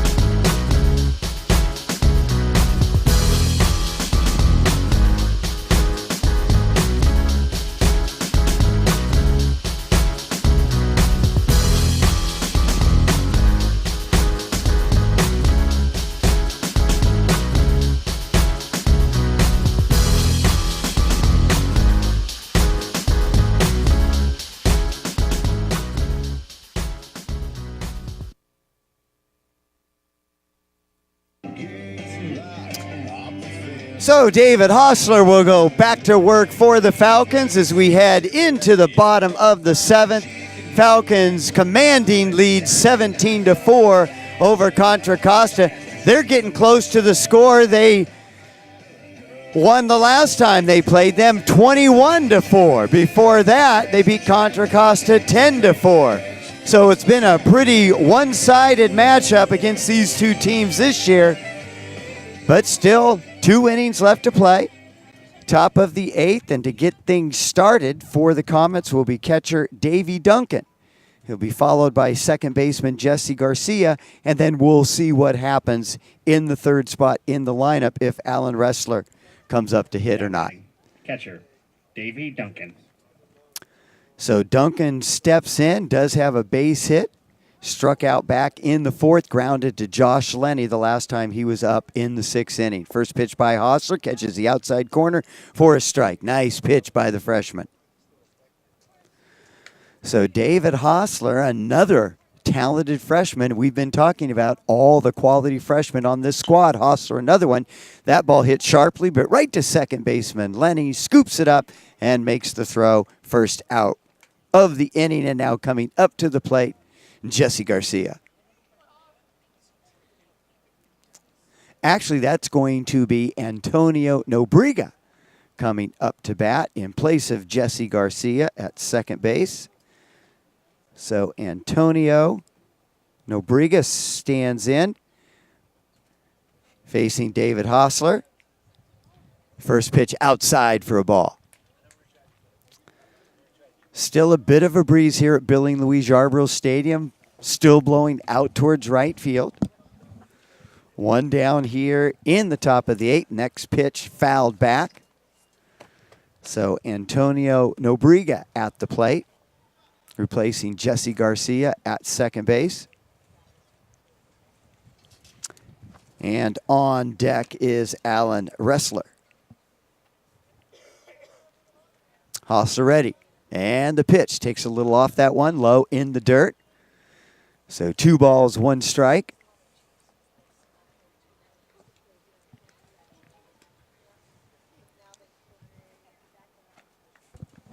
Yeah, it's crucial right now for Hostler just to get a quick inning, trying to get out of this game. You know, you're already up big. The faster you get out here, you know, prevents injuries, possibly, especially going into the playoffs here pretty soon. This one's hit, and that's a foul ball. So 2-2. What an outstanding performance from this Solano Falcon team today. You come in, you're playing Contra Costa, who's at the bottom of the conference right now at 4-18. You come in, these are the type games you tend to look over. You know, you're looking forward down the line, but Solano needed both these wins today, coasting to a win. If they could finish it off here, then like you said, they're going to play Mendocino. Swings at this, but that almost looked like it almost hit him and curved back in. Yeah, it almost looked like he fouled that one off his instep on his foot. Yeah, I mean, you look at the Falcons, just the way they responded after last Thursday's loss here at home to Marin. Another good curveball, and this one's floated foul out of play. And I really think it helped for the Falcons last week, especially with so many freshmen after that tough loss on Thursday, to get right back at it on Friday. Another game at home against Los Medanos. They came out and won that game very handily. They were up, had to hang on, eventually won that game 6-4. Got a little crazy there in the ninth inning, but they were able to get out of that one with a victory. That's ball 3, 3-1. And then they go to Napa on Tuesday, and they're down late by 6 runs. Huge rally, able to come back and win that one 15-12. I believe they were down 12-6 at one point in that game. So this is a team that knows how to handle adversity, especially you like to see that with so many freshmen on the team. Yeah, you look at back in the past, Solano has always been a late innings type of team. In a close game, they always figure out a way to sneak out those late inning victories. And that's just kind of, especially playing here at Bailey Luis Yarbrough Stadium. How many walk-off wins have we seen here on the Solano College Sports Network? Oh, you go back to 2007, easily double digits. This one's fisted. Webster going over on the run. And what a catch by Garland Webster. Have yourself a day, kid. I like the way Coach Webb was moving out of that third base box. He was looking like his days with the Double-A Dodgers. Still got the quick feet. So Alan Ressler coming up for his second at-bat of the day. Got caught looking in his last at-bat.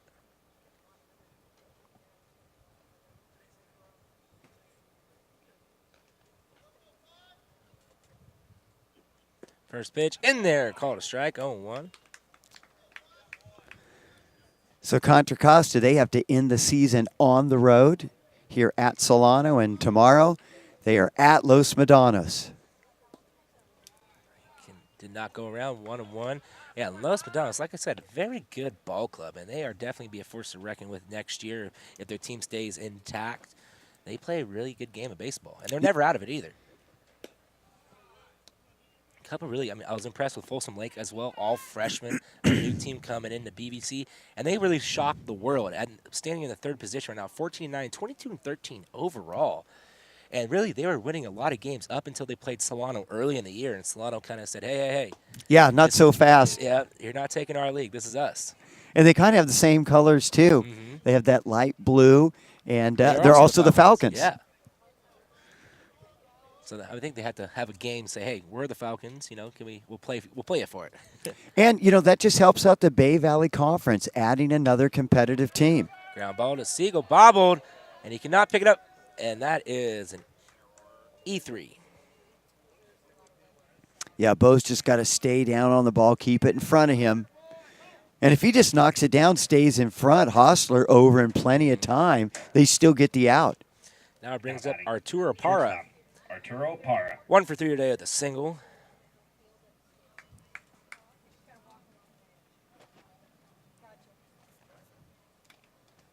So it's going to be critical here. Let's see if Contra Costa can maybe spark a 2-out rally here, get a couple back.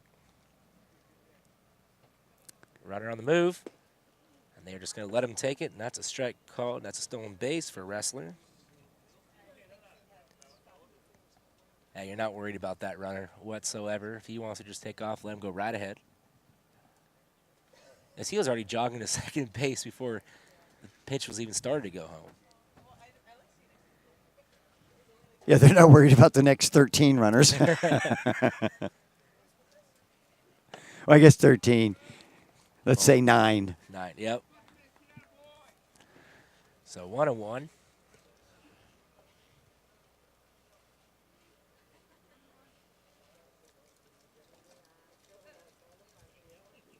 Good curveball in the dirt, though, 2-1. Boy, he gets some good movement on his pitches. Just needs to bring it up just a little bit to try to catch that outside corner. It's a big sweeping curveball. It's not really 12-6, more of a power curve.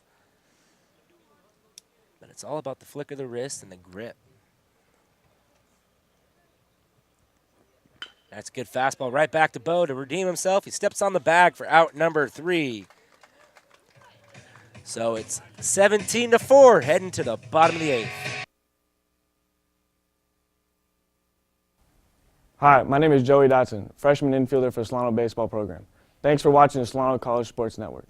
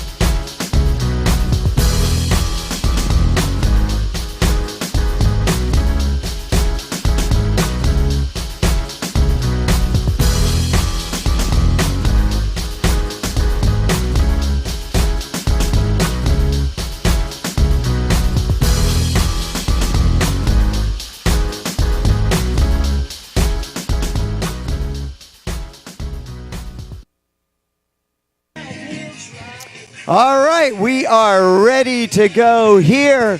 Bottom of the 8th inning. Falcons coming up.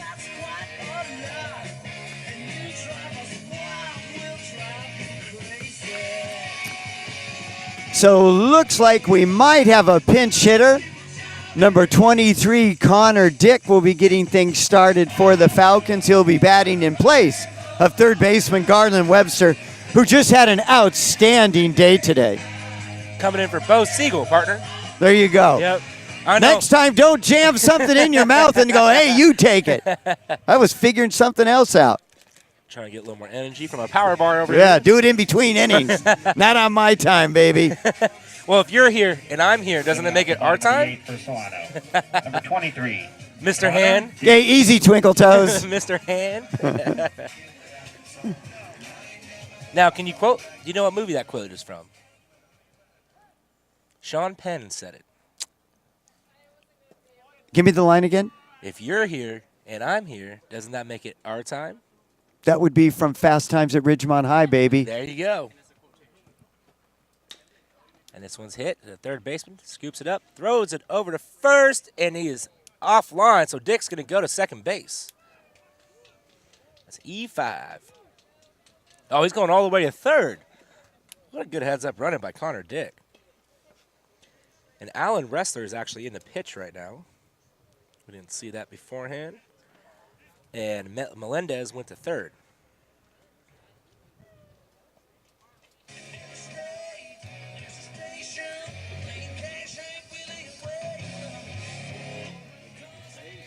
Now coming up is going to be Brandon Donnelly. Number 20, Brandon Donnelly.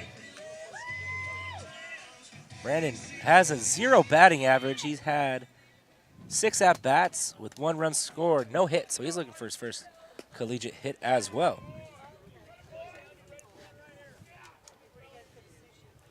Brandon Donnelly, freshman out of Bear River High School.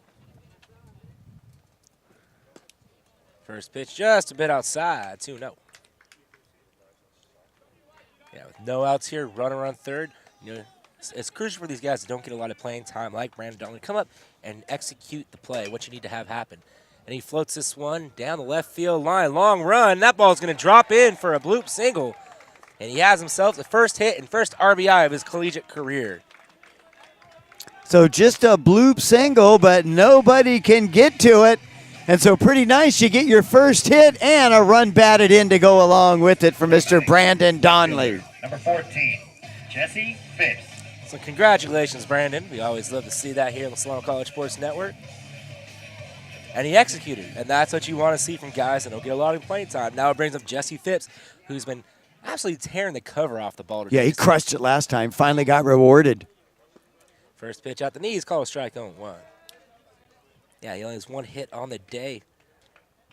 2 for 4 with a sacrifice fly RBI, and had an RBI on that double. Oh, this one's hit.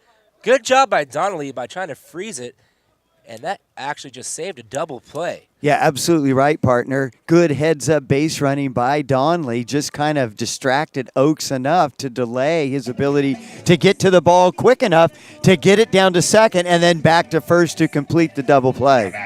Yeah, he knew it was already done. It's an excellent job. Andres Quijada. Andres Quijada are coming up to the plate. 2 for 5 today with a couple singles, an RBI, and a scored run. And this one's hit to the shortstop, to the second, to 1. And that is a double play. 6-4-3 double play to end the inning. Still 18-4 in favor of Solano, heading to the top of the 9th. Hi, I'm Jesse Phipps, freshman outfielder. Thanks for watching the Solano College Sports Network.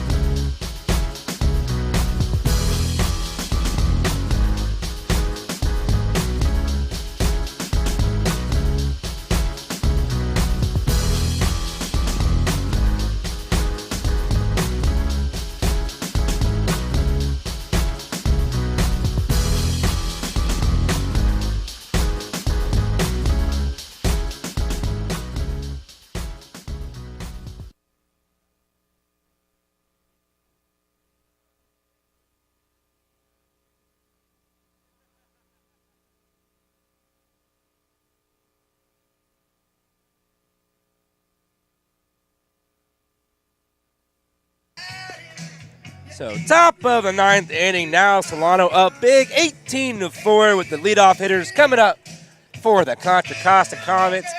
Hostler still out there for his 3rd inning of work. And I'm excited. Assistant coach John Harris just came by and said barbecue out at the football field right after the game. We just had to give him a shout out, so thanks, Coach John. And, man, what a great game this has been for Solano all the way around. Oh, great season. I mean, especially coming after last season.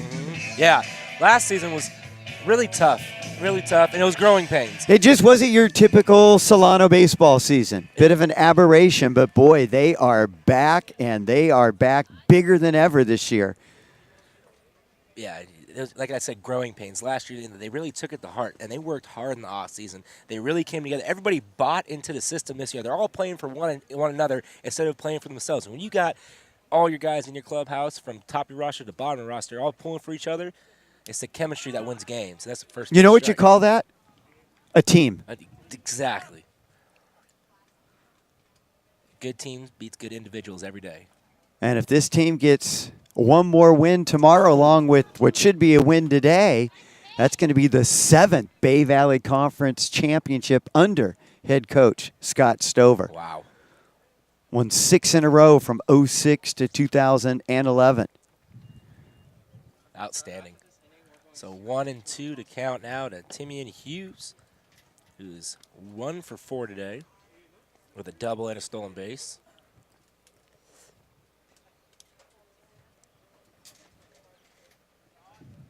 And you look at the 4 runs that Contra Costa has scored, all from the top half of the lineup. We kind of knew that going in. If they were going to get to the Falcons and do some damage offensively, those would be the guys. This one's chopped right behind. Dodson coming in, bare hand, throws it to first, and he's safe at first. What a play. Boy, by we Joey almost had to make Dodson. a place for Joey D in the top 10 plays of the year. That would have been right there. Ruba Caba. Woo! Charging the ball, bare hands it, good throw, just not quite in time to get the speedy Hughes. You know, there's a couple plays that Timian Hughes, his speed has really been the reason why he made it. Right there and earlier in the game when he hit that double to second and went out to right field, Pavlowski came up throwing hard. Anybody else, he's out. Same thing with that play. Takes off. They're just going to let him go. 1-0. I'm very impressed with that young man out there. Yeah, and nice to see the kid playing hard. I mean, Contra Costa, tough season, 6 wins on the year. But, boy, you would note these kids all out playing hard, battling all the way to the end. I mean, they're down 18-4, and they're still playing hard. And that is a foul ball. Yeah, just barely. There was no signal, so I was questioning there. Leander Carter up at the plate. Yeah, you know, you never want to say die because anything can happen. I mean, you can still put up 5 or 6 runs here, make it interesting, and try to make the comeback. Still have 3 outs to work with. I mean, it's improbable, but it still could happen. Especially you want to just work on little things. Like I say, to blow out, work on little things to carry over. You still have 1 more game to play. Maybe get that last win. They'll give you some momentum going into next season. And especially a lot of these sophomores out there, you know, they want to continue playing outside of Contra Costa. They want to go somewhere, so they want to keep playing hard, not just for themselves, not just for the team, but for the people out there that are watching them for potential scholarships or a spot on a roster. Absolutely. So 2-1. Good pitch. Call to strike 2-2. Boy, and as far as the pitching today, this is exactly what you want, especially with that road trip to Mendocino tomorrow. Labeat goes 7. Hostler comes in for the final couple innings. Good curveball in the dirt, though. Full count.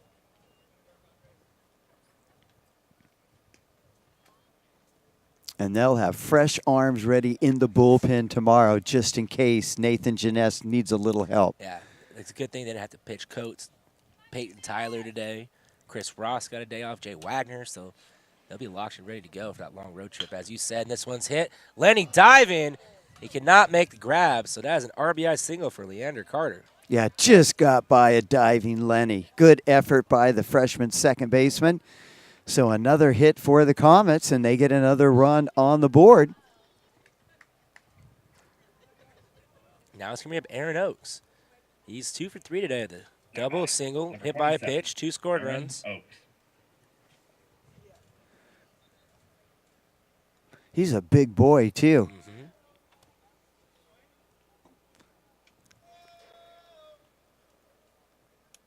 Runner on the move. This one's fisted. Going back is Dotson, and that's going to fall in no man's land. Little bloop single for Aaron Oaks. Take anything you can get. So that last hit by Carter just under the glove of a diving Lenny. And then that ball hit by Oaks just dies out in shallow center field. Now Antonio Strader coming up. His last 2 at-bats, he's both hit triples. So this guy's going to be has been a tough out as of late. Number 7, Antonio Strader.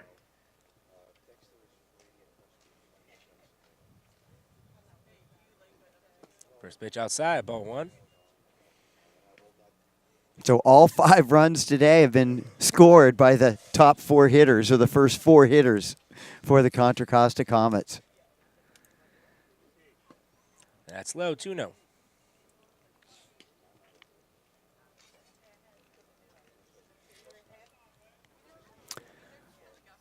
Wind still blowing, but more of a breeze. Dying down just a little bit. And this one's fouled back out of play, 2-1. We saw Leander Carter start to take off there. Pretty long game, over 3 hours long. Yeah, first pitch was 2:38. It is now 9:47. I mean, 5:47. I see, that's a really long one. You know, we saw a really long game last Thursday when Marin came in here, actually, this time in Solano's favor. This one's chopped up the middle. Lenny to field it, boots it, and another run comes in to score. Oates going to 3, and Strader to 2nd. Yeah, and I think, boy, Dodson looked like he might have had the better angle coming from short. He just needs to pick it up and step on the bag. That's what Lenny was trying to do, but he went for the backhand and just couldn't secure it cleanly. Yeah, so still no outs. Yeah. Runners in scoring position, 18-6 now. Like we said, anything can happen. This is like that top of the 9th last Friday against Los Medanos when Coates came in. Outside, ball 1.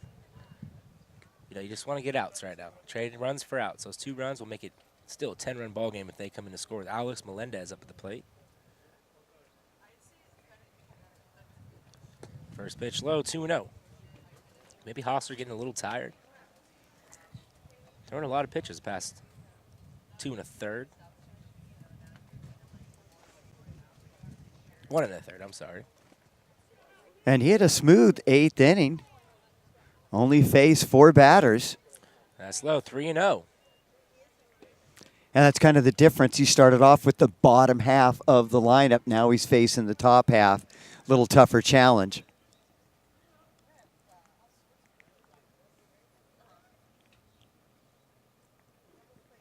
That's high, ball 4. So base is now loaded. That brings up Davy Duncan. Stover going out to top. And he's sending, I think, Jay Wagner down to the bullpen to warm up. Still, as you said, no outs here.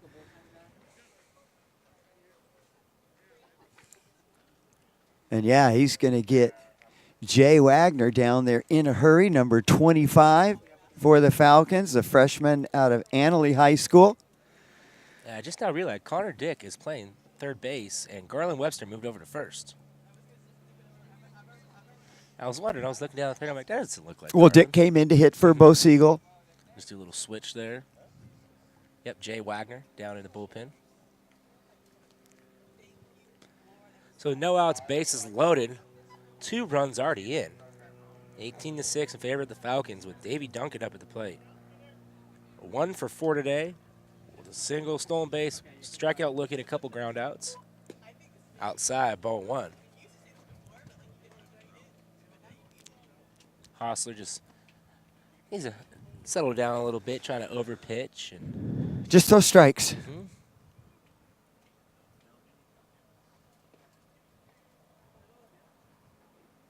swing and a miss, strike 1. There it is. A couple more of those. Yeah, just put the ball in play. And, a couple of the plays, the one base hit that just went under Lenny's mid, and then the air that we just saw right there at the second base bag. So almost a great play by Dotson as well. Good curveball. This one's lofted out into right field. Coming in, makes a catch. A good, strong throw. Holds the runner at third. And was that? I think that's Josh. No, is that Brandon Donnelly? No, it's Josh Meekum. That is Josh Meekum. 26, baby. Out of Vanden High School. Nice job there. Never easy out in the outfield here at Billy and Louise Yarborough Stadium on these windy spring days. But Falcons get the all-important first out. Just need 2 more. Get out of Dodge with a victory. Yeah, Antonio Nobringa up at the plate now. Bases loaded, 1 out. First pitch called a ball, 1-0. And you know Haas would love to get a ground ball here. Try to get out of this inning without having to burn another pitcher with Jay Wagner in the bullpen. You want to keep his arm fresh for tomorrow? Absolutely. That's called a strike, 1-1. Good pitch by Hostler, Peyton the outside corner to Nobriga. There you get a good look at Nobriga, the right-handed batter for the Comets. Came in, replaced Garcia at second. Good curveball hit right up the middle. Dotson, cannot make the play, so 1 run is in. And they're sending the second runner in. So 2 runs come in to score. Falcons just need somebody to make a play. Make a play, get out of this inning. Was that consider that a single? Yeah, that would have been a tough play. So now Alan Ressler coming up. Ressler struck out and reached on an error back in the 8th. Yeah, Ressler came in, batted for Rome Watson back in the 6th and stayed in left field.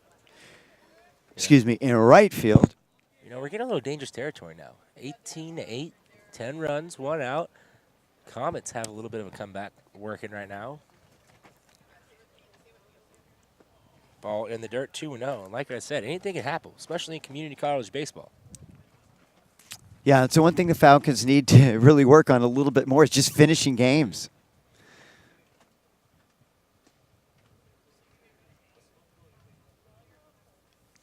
So 2-0 now to Ressler. This one's chopped. Webster, bad hop, right off the lip. And so 1 run will come in, and they're going to hold him at third.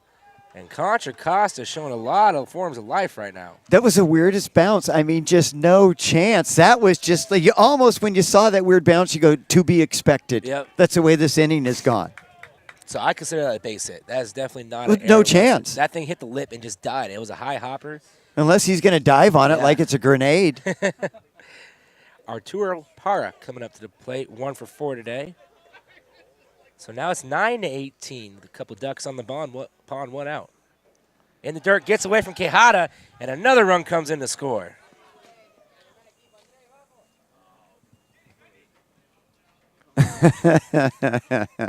This is unbelievable. And, this is a game where early on you're just going, okay, Solano's got this. They're playing well. They're dominating. And now you need 3 outs, close the game out, and just the outs aren't coming. Yeah, this is the 9-hitter. You get the top of the lineup due up the rest of this inning. This is absolutely right. Contra Costa's in the spot they would want to be, especially if they can try to come back in this game. And they've got nothing to lose. They're just out here playing ball. Having a good time playing for one another. Like you said, they could have just laid down and died, but they're still fighting. And look at this. 6 runs in already this inning. That pitch is low, 3-0. And the Falcons are going to have to get through the top of the order again. And I think after this batter, it might be Hostler's last batter. They'll probably bring Jay Wagner in to face the top. Yeah, I saw Stover look down at the bullpen and kind of motion like, let's get Wagner out here. 3-1.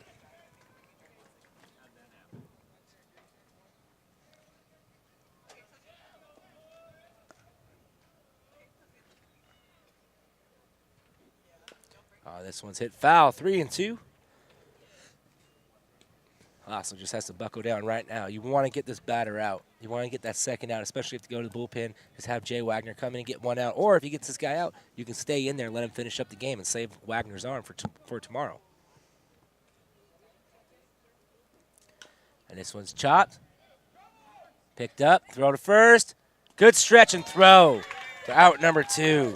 Great job by Connor Dick. Yeah, that was a tricky play. That took a weird little bounce. He stayed with it, especially with the pressure of that situation where things are not going well. Excellent concentration by Connor Dick to stay with it, make the accurate throw, get that second out. Falcons need one more, but they've got to get Timmy and Hughes, who started this whole thing. He started with his legs, too. Little infield chopper. Dotson made a great play, but Hughes just way too fast. And that's a strike on the outside corner, 0-1. Yeah, that opening single by Timmy and Hughes kind of set up what was going to happen in this inning. Good curveball. And Hughes just gets a piece of it there. 0-2, so way ahead of him here. You know he'd love to finish this with a punch-out. So Hostler's last 2 outings haven't been stellar. Ball in the dirt, 1-2. Yeah, he looked good. Got the last out in the 7th. Came in, quick 8th inning worth of work, and then came into the 9th and just struggling to throw strikes a little bit. All right, heading the count. 1 ball, 2 strikes. Here we go. 2-2. Trying to get him to chase. Yeah, good eye there by Timmy and Hughes, showing good patience.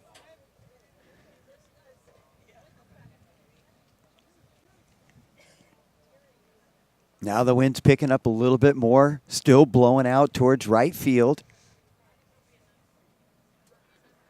Inside, ball 3 almost hit him. Yeah, that did. That almost put Hughes on board. You know, if I'm Hughes, I'm trying to wear that. Keep this rally going.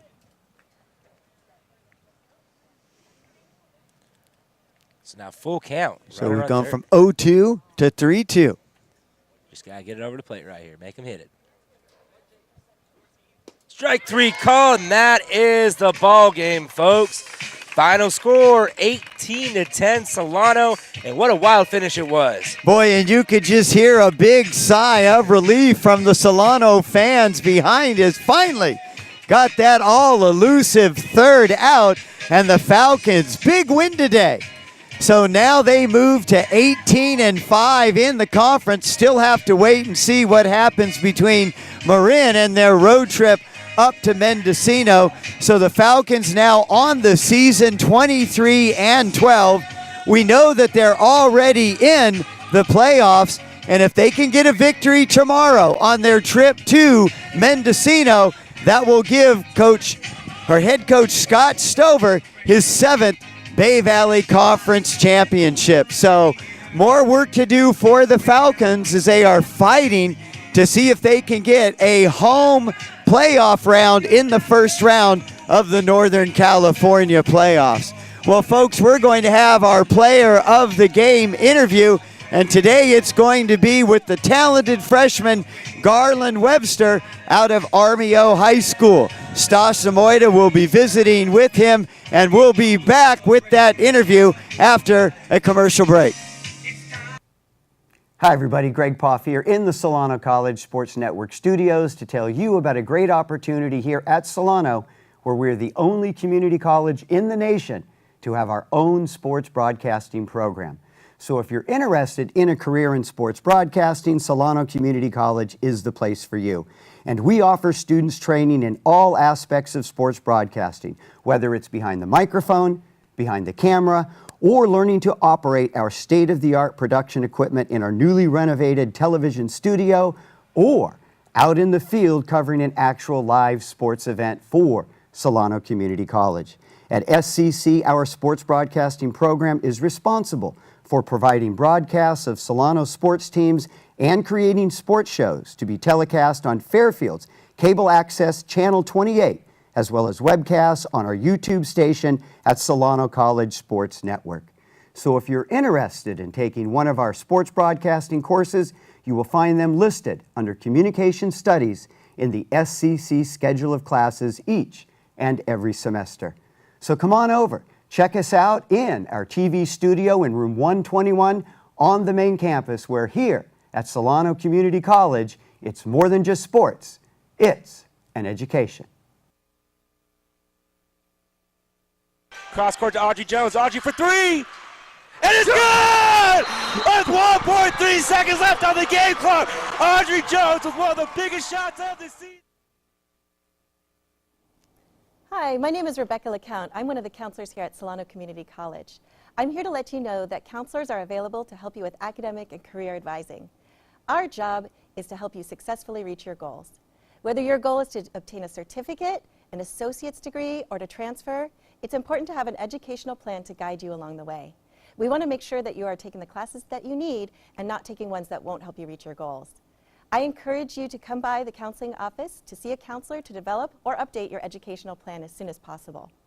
For new students, creating an educational plan is one of the steps that you need to take in order to obtain priority registration. Developing the ED plan will allow you to plan your semester schedule in advance and will give you a better chance to get those classes that you need. You can drop by the counseling office in Building 400 on the main campus, or call to make an appointment at 707-864-7101. You can also book appointments online at solano.edu. We also have counseling appointments available in Vacaville, Vallejo, and at the Travis Air Force Base. Remember, we're here to help you. Please come by and see us today.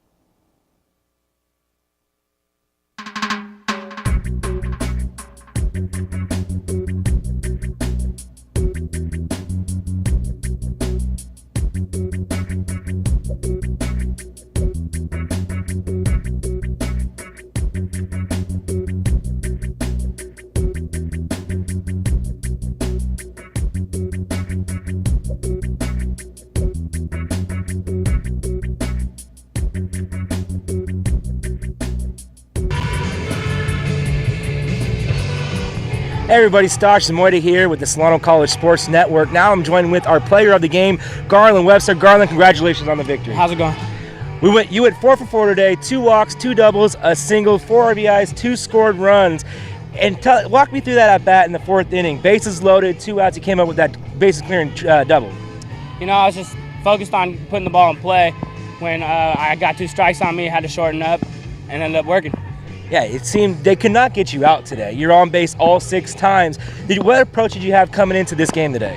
Just seeing the ball well, put a good swing on the ball, and letting it work. I mean, I've been going through struggles, but I finally figured it out. Yeah, you know, this was a good team win. Got a little crazy there at the end of the game, final score 18-10. What can you take as a team going into the next game and finishing off going into the playoffs? That you got to finish. That last inning is a big inning if it's a close game, and thankfully it wasn't today, but it could hurt us tomorrow if we weren't able to finish. Yeah, you got one more big game tomorrow, making the road trip up the Mendocino. Got to get a big victory up there, then potentially having home field advantage for round 1. How big would that be to this team? That'd be a lot of confidence boosting for everybody. I mean, playing at home is way more comfortable than having to travel a few hours to go play, so that would help us a lot.